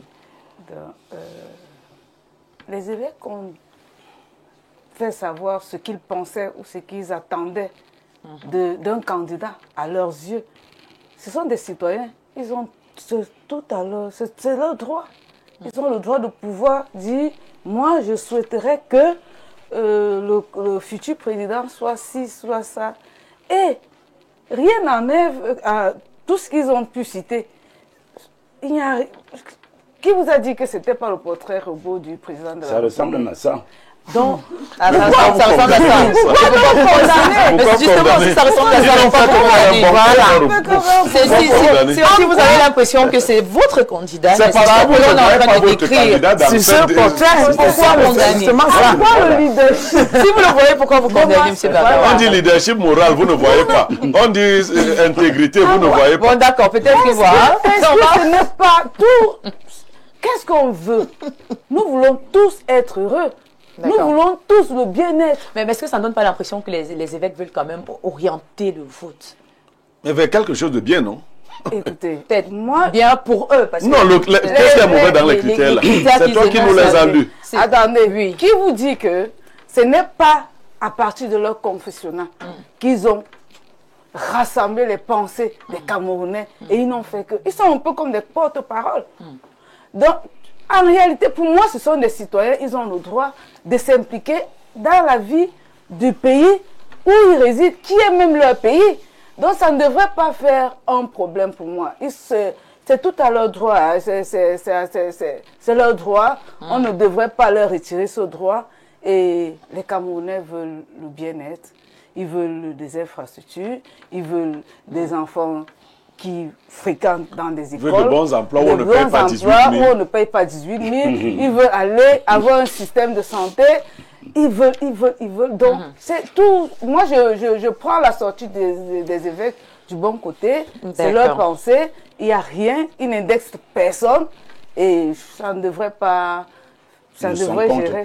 D'accord. Voilà, merci beaucoup pour votre réaction avec vous, madame. À qui, selon vous, s'adresse donc ce message, n'est-ce pas, porté par les évêques? Est-ce que ça s'adresse aux croyants, n'est-ce pas, de l'Église catholique, puisqu'on parle des évêques de l'Église catholique, ou alors à l'ensemble des citoyens camerounais? Ce message, le message des évêques parle à tous les Camerounais parce que lorsqu'on lit les 10 critères qui sont là, on comprend que ce sont les mots qui dérangent les Camerounais depuis des années. Aucun Camerounais ne peut dire qu'il ne se sent pas indexé par ces critères-ci parce que nous souffrons tous. Il faut bien qu'on comprenne une chose. Lorsque tout va mal, le peuple se réfugie vers l'Église. C'est pour ça que vous allez voir que les églises sont de plus en plus pleine. Oui, mais est-ce que c'est véritablement le rôle de l'Église? Parce qu'il faut le dire, le peuple est censé se réfugier vers, on va dire, les maires, vers les députés qui sont porte-parole. Au Cameroun, n'est-ce pas? Oui, en principe. Parce que à ce moment-là, on aura l'impression que le peuple, les populations vont beaucoup plus s'identifier aux hommes d'Église qu'à ceux qui sont censés être leurs représentants de l'Assemblée nationale et voilà. Je pense que vous blaguez lorsque vous dites que les Camerounais peuvent se réfugier vers les maires et les députés. Comment ça, je blague? C'est la loi. Attends, est-ce qu'au Cameroun, il y a un Camerounais qui n'est pas conscient qu'on a fait des loisirs, on a transformé des lois en loisirs au Cameroun? C'est vous qui le dites. Lorsque, par exemple, les évêques ont parlé là de la gestion efficace de l'économie, nous avons combien de chevals blancs au Cameroun? Et d'éléphants blancs, je veux dire, au Cameroun. Nous avons combien de projets au Cameroun que s'il fallait seulement regarder, le Cameroun s'est transformé en un pays de maquettes. On a maquette sur maquette, mais pas de réalisation. Donc, à un moment donné, et ça, ça touche toutes les classes sociales. Bon, peut-être pas ceux qui sont derrière cette économie catastrophique, parce qu'on roule dans les voitures où on ne ressent pas les trous, les vitres sont fumées, on ne voit pas les poubelles. En fait, eux, ils vivent dans leur monde à eux. Ils ont des générateurs chez eux, donc ils n'ont pas de problème de coupure d'électricité. Quand on coupe, ça relance directement. Ils parlent par exemple de la consolidation de l'unité nationale. Mais c'est depuis quelques années qu'on a vu au Cameroun qu'on interdit aux gens de défiler le 20 mai. D'accord. Mais est-ce que dans un pays où il y a l'unité nationale, où on doit fêter l'unité, mais un régime vous dit quand même qu'on interdit aux Camerounais de défiler, ça veut dire qu'on vous dit qu'il n'y a pas d'unité? C'est simple. Alors, lorsque nous sommes dans un État où le régime vous dit directement qu'il n'y a pas d'unité nationale, l'unité c'est pour le RDPC. Ça veut dire que le Cameroun appartient au RDPC. Les autres, vous êtes en balade au Cameroun. Dans un pays où la justice dit une chose, un ministre dit le contraire. Mais vous pensez que, comment est-ce que les gens doivent rester tranquilles? Donc, ces évêques ont observé cela. Ces évêques ont écouté les cris des chrétiens qui ont dit que, mais, où va le Cameroun? Et ils ont donc décidé de dire aux chrétiens, au lieu de crier, au moment où il va falloir choisir celui qui va vous diriger, voilà les critères sur lesquels vous devez vous appuyer pour choisir celui qui va vous diriger. Ce n'est que normal. Et d'ailleurs, à écouter notre copanès du RDPC, nous tous sommes convaincus, nous comprenons bien qu'on ne parle pas là du président actuel, ni des... Bon, sauf si le RDPC va nous sortir... Vous semblez connaître déjà le candidat qu'on est en train de décrire. Mais lorsqu'on décrit, j'ai déjà que je vous ai parlé de l'économie. Madame, lorsque vous dites non, est-ce que l'économie va bien? Est-ce que c'est... Et qui est président? Attendez, ça ne fait pas de lui un mauvais président. Mais ça fait de lui un mauvais président. Parce que dans un président où on paye 18, on paye 18 000 au Camerounais, ça veut dire qu'il faut, vous allez dire qu'il n'est pas, peut-être lui il est un bon président, qui est mauvais? Pourquoi le pays va mal? C'est pas lui qui est un mauvais président. Camerounaise. Ah, mais qui est comptable de cette mentalité? Ça commence dans les foyers. Non, le poisson pourri par la tête. Il faut bien que nous puissions comprendre cela. D'accord, le poisson pourri par la tête. Je vous rappelle que moi je suis Bassa, donc je prends le train. Un wagon peut dérailler, le train continue. Mais lorsque la locomotive va dérailler, ce train ne peut plus continuer. Merci pour votre accepter que la locomotive va dérailler depuis au Cameroun. Merci pour votre avis. On va poursuivre. Ne ressemble pas au président actuel du Cameroun. Merci. On va passer la parole justement à Pierre Blégognemec pour la suite de ce débat. Vous allez tout de suite revenir. Ne vous inquiétez surtout pas, madame. Est-ce que nous pouvons donc nous attendre? Parce que là, voilà, elle semble justement encourager et comprendre, expliquer, n'est-ce pas, positivement cette sortie et cette description du candidat idéal pour les évêques. Est-ce que, voilà, à cette allure, on devrait donc pas s'attendre à une vague de portraits, notamment le portrait robot des imams, des églises de réveil et même des journalistes? Tout le monde devrait finalement dresser son portrait robot. Si on s'en tient au portrait robot sans voir qui l'a dressé, qu'est-ce qu'on reprocherait au portrait robot? Si on s'en tient au portrait robot en lui-même, sans voir... Oui, sans voir qui l'a fait, qu'est-ce qu'on lui reproche à lui? Pas grand-chose, honnêtement. Oui, ce sont quand même de bonnes valeurs. Pas grand-chose. Qui ne veut pas les choses qui sont dans le portrait robot là? Il y avait des personnes, tout le monde veut. Non, tout le monde veut. Laissons donc le bébé, versons l'eau du bain. Vous voyez? Versons le bébé dans la bassine. Oui, mais ne versons pas le bébé avec l'eau du bain. Vous comprenez ça? Le portrait est beau. Celui qui l'a dressé n'est peut-être pas aussi beau que ça. Ça veut dire que moi, si on me demande de choisir un évêque comme candidat, il n'y a aucun évêque que je vais choisir. Oui. Eux-mêmes ne répondent pas à ceux, ils n'ont pas ce problème. Bien sûr. Les évêques eux-mêmes qui bien sûr, comprenez bien ce que je veux dire. Faites ce que je dis, mais... Ils peuvent donc nous donner la voix sans être la voix eux-mêmes. On est d'accord? Oui. Ils ont donc donné une belle voie. Tenons-nous-en à la voie qu'ils ont tracée sans regarder qui l'a tracée. Parce que si vous demandez, dans ma langue on dit, si vous demandez le chemin, et un fou vous montre le chemin, ne refusez pas le chemin parce qu'il vous a été montré par un fou. Vous deviendrez fou en allant suivre un faux chemin. Voici le chemin. Maintenant, regardons nos candidats pour ceux que nous connaissons. Humainement, personne ne peut avoir 10 sur 10. Hein. On t'appelle Lunga un jour, il a demandé qui a 20 sur 20 dans sa vie.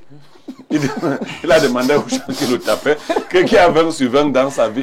Donc personne n'a 20 sur 20.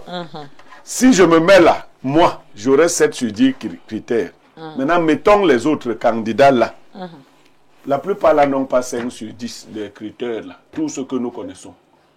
Il nous faut donc rechercher des candidats qui commencent à 7 en montant. Mais ceux que nous connaissons là, sur les 10 là, personne n'a 5 sur 20, sur 10. Aucun candidat. Ouais, sur ceux qui se sont déjà présentés. D'accord. Il n'y a personne là qui a 5. Si quelqu'un dit là qu'il a 5. Le président du PCRN a plus de 5. Ah bon? Oui. Moi, chacun parle avec sa bouche, non? Est-ce que elle est du PCRN, elle dit avec sa bouche. Je n'enlève pas ce qu'elle dit dans sa bouche. Moi, je dis avec ma bouche, si. Que des candidats que je connais, personne n'a 5 sur 10 des critères. Mais c'est de très beaux critères. Si on veut, on peut les évaluer, hein, c'est-à-dire critère par critère, mais ce ne serait toute une émission. Ce que je veux dire, c'est que nos candidats, ceux qui ont peut-être 4 sur 10, qu'ils s'améliorent pour montrer aux Camerounais qu'ils vont vraiment relever le Cameroun. Parce que je vais vous dire, ces hommes n'ont pas choisi ces critères par eux-mêmes. Ils ont vérifié les Saintes Écritures. Peut-être qu'ils ont un candidat en tête, parce que j'aurais aimé leur... Non, ils n'ont pas un candidat. Quel est donc le non, ils n'ont pas un candidat en tête. L'idée, c'est de pousser les candidats à ceux qui sont cachés.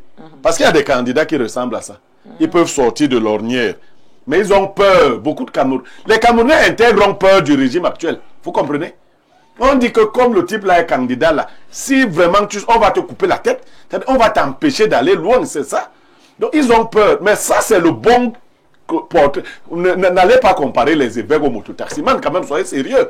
Si on demande aux mototaximans de faire, ils disent que Paul Biya est le premier mototaximan. Est-ce qu'on a besoin d'un mototaximan pour le... Non, vraiment. Ils ont même vu là où Paul Biya conduisait la moto. Donc, ça c'est des blagueurs. Prenons ces gens au sérieux, prenons leur portrait robot au sérieux. Que nos candidats s'améliorent. Il y en a qui aiment trop l'argent. Parmi ces candidats, il y a des gens qui ont refusé d'aller aux élections par manque d'intégrité. Oui. C'est pourtant l'un des premiers critères. C'est l'intégrité. La gestion des crises, il y en a ceux qui n'ont pas pu gérer. Et il y a celui qui est là qui n'a pas réussi à gérer la crise. C'est lui qui doit gérer. Il n'y a pas quelqu'un d'autre. Non, même dans cette partie, il y a des crises. Non, la plus grande crise que nous avons... Bon, c'est notre crise personnelle. Donc, si tu peux avoir la crise d'un parti politique que lui, il a créé, parce que c'est lui qui a créé la crise du PCRN. Donc, il doit... Oui, bien évidemment. Mais l'observation commence au niveau du parti, quand même. Oui, mais c'est le RDPC qui a créé la crise du PCRN.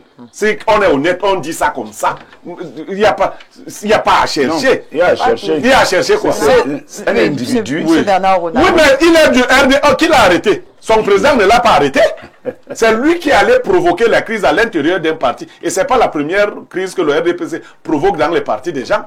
Comme vous avez le pouvoir, l'argent... Un intrus ne vient pas chez vous et crée un problème. Non, ce n'est pas un intrus, c'est celui qui commande des partis politiques, qui décide de saboter les partis politiques. D'accord, merci beaucoup Pierre Blérionier. Mais M. Bernard, pourquoi seulement en 2025 y aurait-il une cassure entre l'Église catholique et la politique? L'Église a une responsabilité morale, parce que, comme dit Blériot là, eux-mêmes ne sont pas des exemples, je l'ai dit tantôt. Et ici, ils jouent aussi leur carte, hein, parce que les gens leur font confiance, et les gens savent pertinemment qu'ils sont de connivence avec le système. Mais pourquoi seulement en 2025? 2025 est difficile parce que c'est un virage pour le Cameroun. Et le président Biya tient à ce qu'il reprenne les choses avant de passer la main. Donc c'est un virage dangereux qu'on ne saurait laisser entre les mains d'apprentis sorciers. Il faut qu'un homme mature, plein d'expérience, prenne les choses en main en octobre prochain pour donc passer le témoin le moment venu à la nouvelle génération. Tous ces jeunes-là qui affûtent leurs armes-là, qu'ils se calment, le moment viendra où le président va leur passer le témoin. Maintenant, l'Église, notre Église-là, elle a, On a l'impression quand même qu'il y a des... Non, il y a 3 visages ou 2 Oui. au sein de cette église. Dans l'église catholique. Oui, chez les Quels sont ces visages? évêques, chez les 23. Il y a quand même des gens qui sont... Ok, chez les 23 qui ont fait la sortie. Oui, il y a des gens qui sont sérieux là et qui sont rigoureux en termes de principes. Ils ne sont pas nombreux. Mais j'étais d'abord envie de dire ça, non, Bernard. Il y en a. Corrige donc. Ils ne sont pas nombreux. Voilà. Ils ne sont pas nombreux. Ils sont, même s'ils sont 2, le reste, l'immense majorité, oui, c'est ceux qui traitent vraiment au quotidien avec le système. Et je vous assure que quand un évêque veut changer quelque chose dans sa voiture, il saisit l'élite, la grande élite de sa circonscription, n'est-ce pas? Quand un évêque veut construire une cathédrale, une chapelle, il saisit les principales élites de sa circonscription.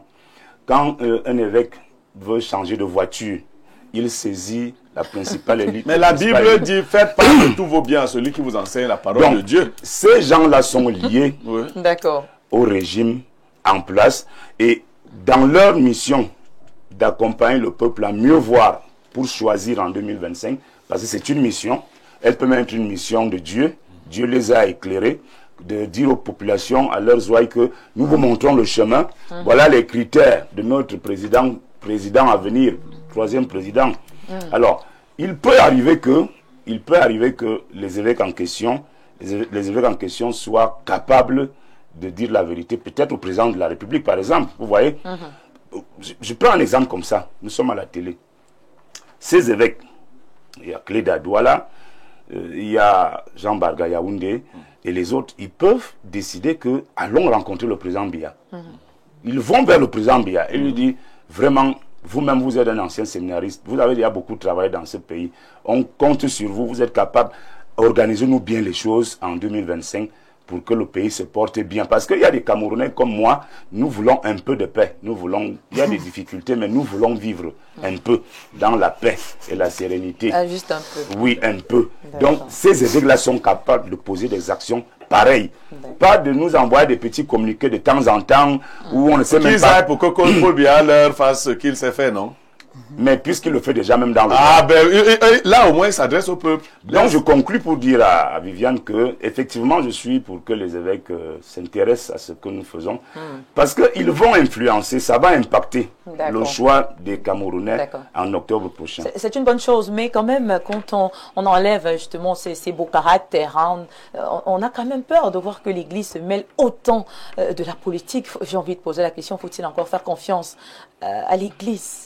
Faut-il encore faire confiance, n'est-ce pas, voilà, à l'Église catholique, hein, puisqu'on parle de l'Église catholique de nos jours. Bon, je suis chrétienne, c'est vrai, bon, mais je suis beaucoup plus traditionnaliste. D'accord. Parce que moi, je m'appuie sur mes traditions. L'Église, ce sont des individus, comme vous et moi, qui ont des visions, qui ont des pensées, qui essayent de guider leurs disciples, si je peux les appeler ainsi. Donc, faire confiance, est-ce qu'on peut faire confiance à l'homme en général? Hein? Il faudrait avoir l'esprit assez stable et juger la chose au froid. Donc, ce n'est pas parce qu'on est homme de Dieu que forcément tout ce qu'on dit est bon. D'accord, mais est-ce qu'on n'a pas l'impression à un moment donné qu'au sein de l'Église catholique, même d'abord, il y a une petite division? Parce que quand on écoute quand même la déclaration de Monseigneur Jean Barga et celle des autres prêtres, on a l'impression que ça ne va pas. Moi, je veux m'arrêter. Dans l'Église catholique même déjà... Qu'ils soient divisés ou pas, est-ce que leur sortie était... Les critères sont-elles bons? Est-ce qu'ils sont bons, ces critères? Les critères sont bons.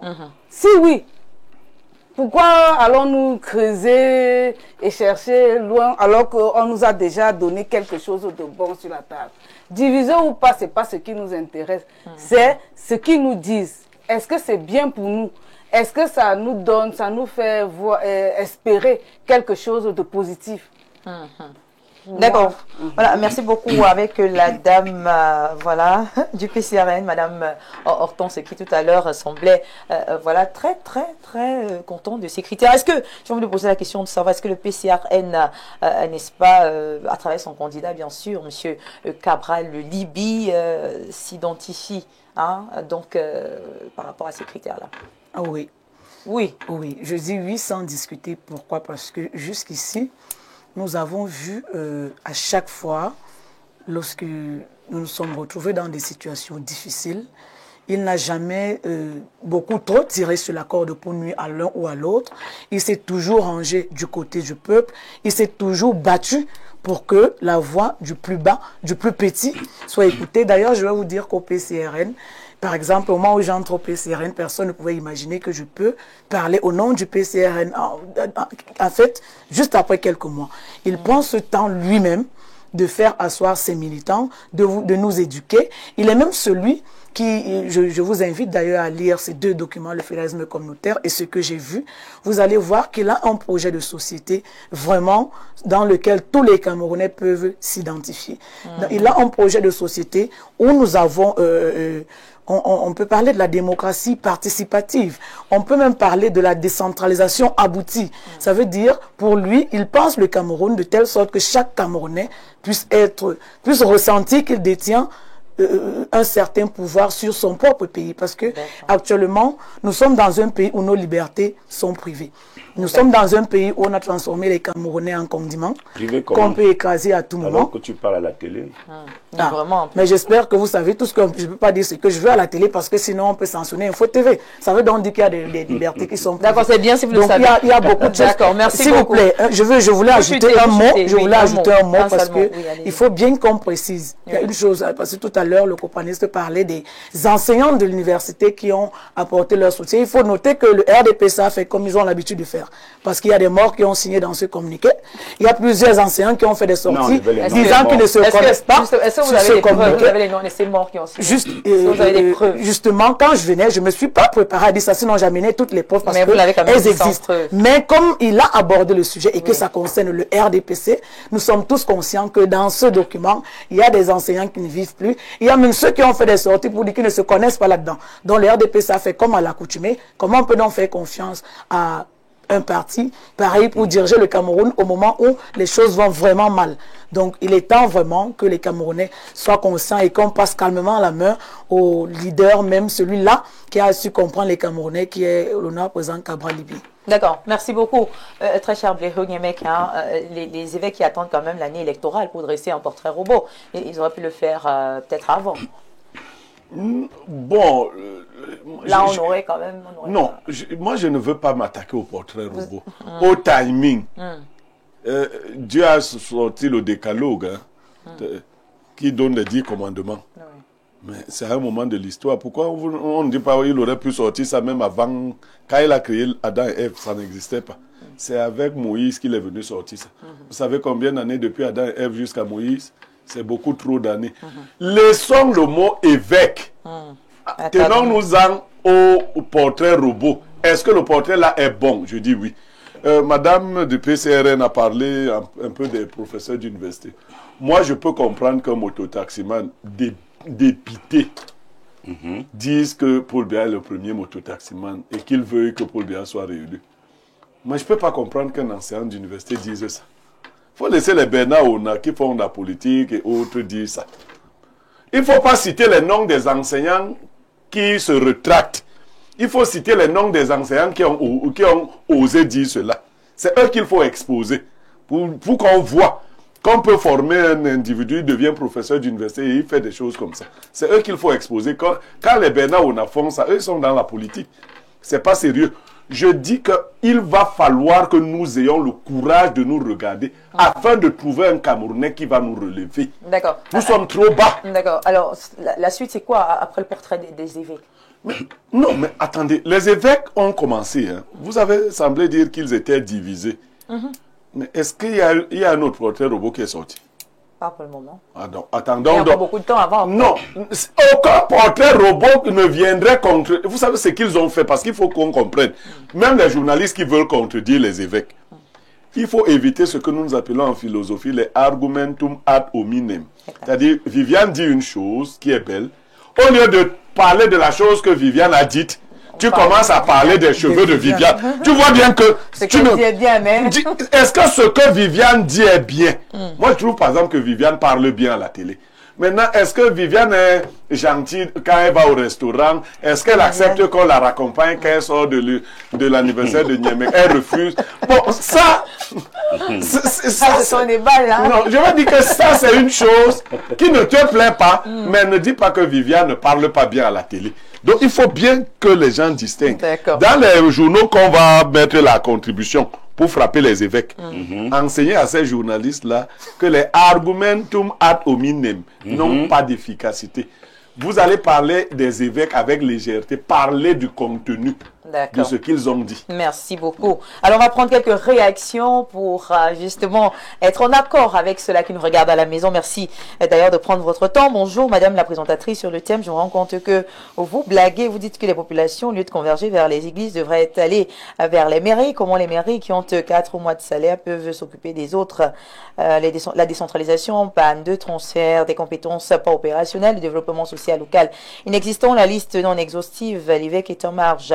Un guide, on sait que les Camerounais ont peur du changement, les habitudes ayant la peau dure. N'oublions pas que pour avoir ce qu'on n'a jamais eu, il faut faire ce qu'on n'a jamais fait. Bienvenue depuis Yaoundé. Bonjour, très belle analyse du grand Bernard Orona. Je pense qu'il faut que le président de la République rehausse donc le niveau du Cameroun pour que son successeur, Pierre Blériot-Niémé, qui mette sa petite touche lorsqu'il sera président en 2032. Son successeur Pierre Blériot-Niémé, son successeur. Ça, c'est clair, 2032. Très belle émission. Merci de continuer à nous éduquer, de nous édifier.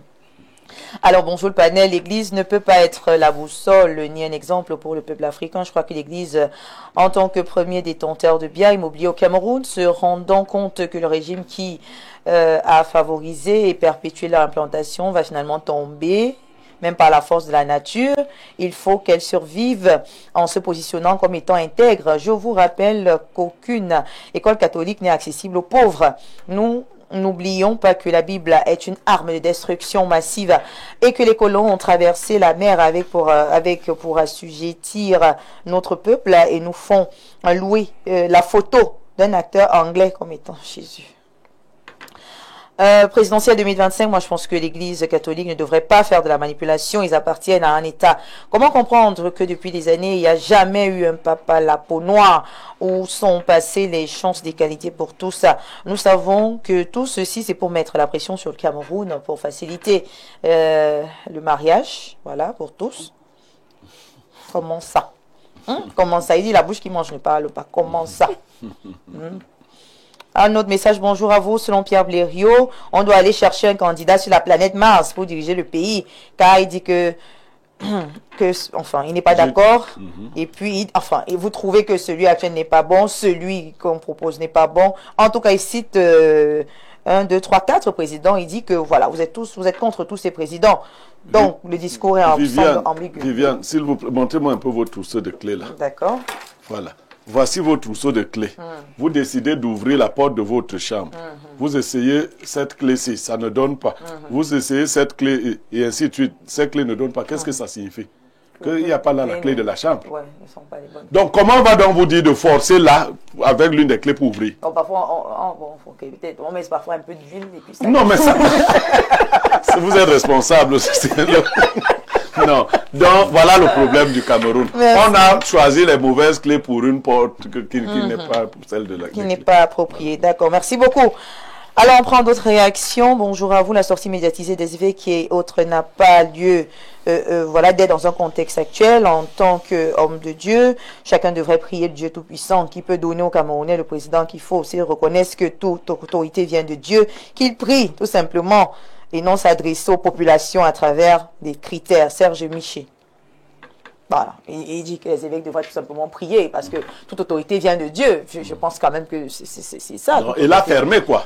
Ils doivent la fermer. Et attendre que le Seigneur exauce leur prière. Attaquez-vous au communiqué, laissez les évêques. Tranquille. Critiquez les critères. D'accord. Dites que tel critère est mauvais. Monsieur Ona, pour la première fois, je ne suis pas d'accord avec vous en toute objectivité. Les évêques étant des ambassadeurs moraux du Vatican ne perdent pas leur droit camerounais de se prononcer sur les problèmes du pays en tant que confident immédiat, des soucis de leur ils sont bien placés pour schématiser les desiderata de ces derniers. Quand Monseigneur Jean Xoa disait « Jésus n'aime pas l'opposition », il n'y avait pas de levée de bouclier. Si demain, 1 ou 3 des 12 chefs traditionnels ayant signé la motion venaient à tenir à nos discours, on sait que la réaction sera celle actuelle. Soyons sérieux, monsieur. C'est Bertrand, depuis Marois, qui nous écrit. D'accord, ils sont nombreux qui écrivent. Bonjour, le panel. Il faut dire que certains de ces évêques ne sont pas camerounais. Pourquoi attendre l'année électorale pour dénoncer et dresser un bon portrait au bout du candidat? Bon anniversaire, Pierre Libéreux-Niemek, dont les interventions me plaisent énormément. C'est monsieur Jean-Eva. Bonjour Viviane de Prince-Aimé. Monsieur Blériot, toujours pertinent, il s'est applaudi quand c'est bon, exposé quand c'est pas bon. Quel que soit le parti politique ou le cas des sociétés, mais sur ces critères, monsieur Cabral a au moins 7 aussi. Force à vous sur le plateau, Christian Dodja. J'espère que vous avez votre carte pour voter. Alors, le PCRN, Parti des rêves et des injures. C'est pas ça le leadership. Bonjour le panel, moi c'est Nestor Faustin de Douala. Sachez que la dame du PCRN là a beaucoup à dire. Oui, c'est normal.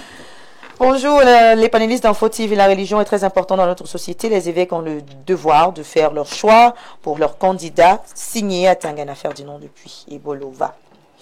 Donc voilà, mesdames, messieurs, bonjour, on a Ulrich depuis Oyoma Bank qui dit que il ne sait pas pourquoi les sorties des évêques catholiques du Cameroun font tellement couler de l'encre. Article de rappel, pendant plus de 3 décennies, l'Église catholique et l'État ont cheminé main dans la main et sont responsables du mal-être qui est ambiant au Cameroun. En ce jour, la sortie des évêques relève la scission qui se vit entre les bandits d'hier. C'est un peu dur ça, hein. Voilà, monsieur Ngonobilo à Pierre Ulrich. Voilà, merci beaucoup pour vos réactions. Voilà, on va peut-être faire un dernier tour de table. Chacun aura juste 1 seconde pour dire un dernier mot. Monsieur Bernard Owona, alors qu'est-ce qu'on retient? Nous retenons qu'il y a un code électoral au Cameroun, et la loi qui organise l'élection présidentielle. Celui qui aspire succéder à M. Biasek, à quoi s'en tenir et qu'est-ce qu'il a à faire. Maintenant, les contributions de toutes les composantes de notre société sont les bienvenues, celles des évêques notamment, comme je l'ai dit, les évêques ont contribué, comme les bensikineurs ont contribué, comme les universitaires ont contribué, comme les journalistes ont contribué en écrivant au président de la République. Donc nous pensons que les évêques sont dans leur rôle, mais nous ne faisons plus beaucoup confiance à ces évêques parce qu'ils travaillent en intelligence avec le régime en place. Magnifique, merci beaucoup. C'est ce qu'on retient. Alors madame, qu'est-ce qu'on retient? Vous qui nous venez du mouvement des franquistes, quelle est votre position? Que les critères établis par, les 10 critères établis par les évêques sont excellents parce que les Camerounais aspirent à une vie meilleure, à des meilleures conditions.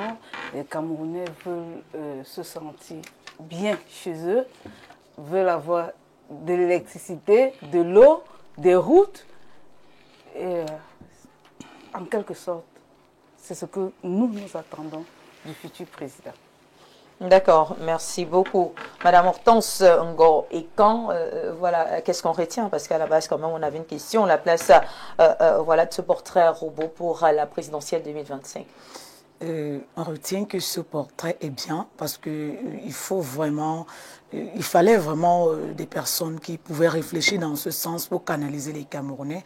Et ça me réconforte d'ailleurs dans mon choix de suivre l'honorable Cabral Libi parce que je le reconnais en plusieurs de ses critères.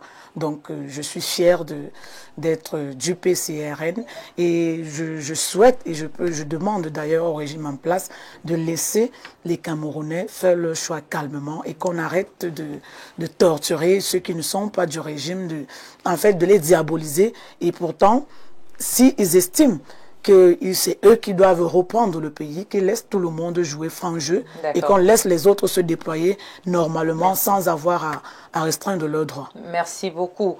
Pierre Blériot-Niemek, après donc ce portrait robot si bien dressé, est-ce que les évêques vont porter un candidat? Non, ce n'est pas de leur rôle. D'accord. J'attends que chaque candidat montre sa note par rapport aux 10 critères. Avec preuve, voici, je suis intègre. Je lutte contre la pauvreté, avec ainsi de suite. Tu connais un Camerounais qui est intègre? Oui. Il est sur ce plateau. On va pas demander. Non, moi je réponds. Moi je suis intègre. Mais mon père, il y a quelqu'un qui m'a posé une question pour vous. Vas-y, pose-moi la question. Vous connaissez même la personne, mais je non. La personne a dit, s'il te plaît, il faut demander après Bureau pourquoi il déteste Cabral Libi. C'est une question que j'ai reçue. Dis à la personne que je ne déteste pas Cabral Libi et que cette personne n'a pas pu soutenir Cabral plus que moi. À l'élection, je le recevais même à la maison. D'accord? Dis-lui que... La personne écoute, hein, dis même à la personne que j'ai organisé une quête en famille pour Cabral Libi. Et le maître de la quête s'appelait Maître Tang Emmanuel. À quelle occasion? À l'occasion de l'élection présidentielle. 2018. Dites à la personne que dans ma famille, dont fait partie Cabral Libi, au congrès de la famille, j'ai dressé la liste des 6 personnalités de la famille. J'ai mis Ruben Oumniobe en tête. À la fin, 6e personnalité, Cabral Libi. Que cette personne cite ce qu'elle a fait pour Cabral Libi. D'accord, merci beaucoup. Voilà, il a compris. Votre mot de fin, c'est... Non, c'était bon. C'était bon. Cabral lui-même vous dit souvent de ne pas m'affronter. Je peux continuer de citer. Hein. Non, c'est bon. C'est bon comme ça. C'est bon comme ça. Merci beaucoup. Voilà. Et voilà, avant de mettre un terme à cette émission, on va souhaiter un joyeux anniversaire à une dame qui nous regarde ce matin. C'est une fidèle téléspectatrice de cette émission. On l'aura en image tout à l'heure, voilà, avec la participation de la diffusion. Elle s'appelle Madame Nanga The Marie. Joyeux et heureux anniversaire à vous, hein, chère madame. On ne sait pas si on aura la photo tout de suite. Et maintenant, de toutes les façons, le soir il est passé. Santé, succès, prospérité, amour et tout ce que votre cœur désire. Heureux anniversaire à vous, chère madame. Alors, on a fait le tour. On va remercier toutes les personnes qui ont bien voulu participer à cette belle émission. Je rappelle une fois de plus la thématique. C'était présidentielle 2025. Elle place pour le portrait robot des évêques. On a essayé tous ensemble ce matin d'apporter quelques éléments de réponse pour essayer de voir déjà si les évêques étaient dans leur rôle et ensuite est-ce qu'il faut véritablement tenir compte de ces critères. Donc, il en ressort que forcément ce sont de bons critères et qu'on devrait plutôt essayer tous ensemble de choisir le meilleur candidat pour cette année 2025. Donc voilà, merci beaucoup. On va retenir après ce débat qu'au-delà, n'est-ce pas, voilà, de la politique, il y a également l'Église. Donc les deux devraient aller ensemble. Celle de l'Église, qui n'est peut-être pas porte-parole, on va le dire, de l'État, est quand même également à sa place et interpelle, il faut le dire, à travers de très bons critères que l'on a retenus ce matin. Il faudrait considérer cela comme juste un rappel de conscience, voilà, et non comme étant, on va dire, un problème véritable, n'est-ce pas, parlons de politique. Mesdames, Messieurs, c'est la fin de l'émission. Merci à nos panélistes d'avoir accepté l'invitation. Pierre Blériot-Niemé qui était avec nous, Hortense Ngoïkan, Christine Bekolo, Bernard Owona, Bébé derrière les caméras, Jean-Martin Kenzo Kinfak et bien sûr Ben Valls qui ont également assisté au niveau de la réalisation. Mesdames, Messieurs, je vous donne rendez-vous demain pour une autre belle aventure du 10-12 sur les antennes de Info Télévision. En attendant, restez scotchés et savourez nos programmes sur la télévision de proximité du Vivre Ensemble.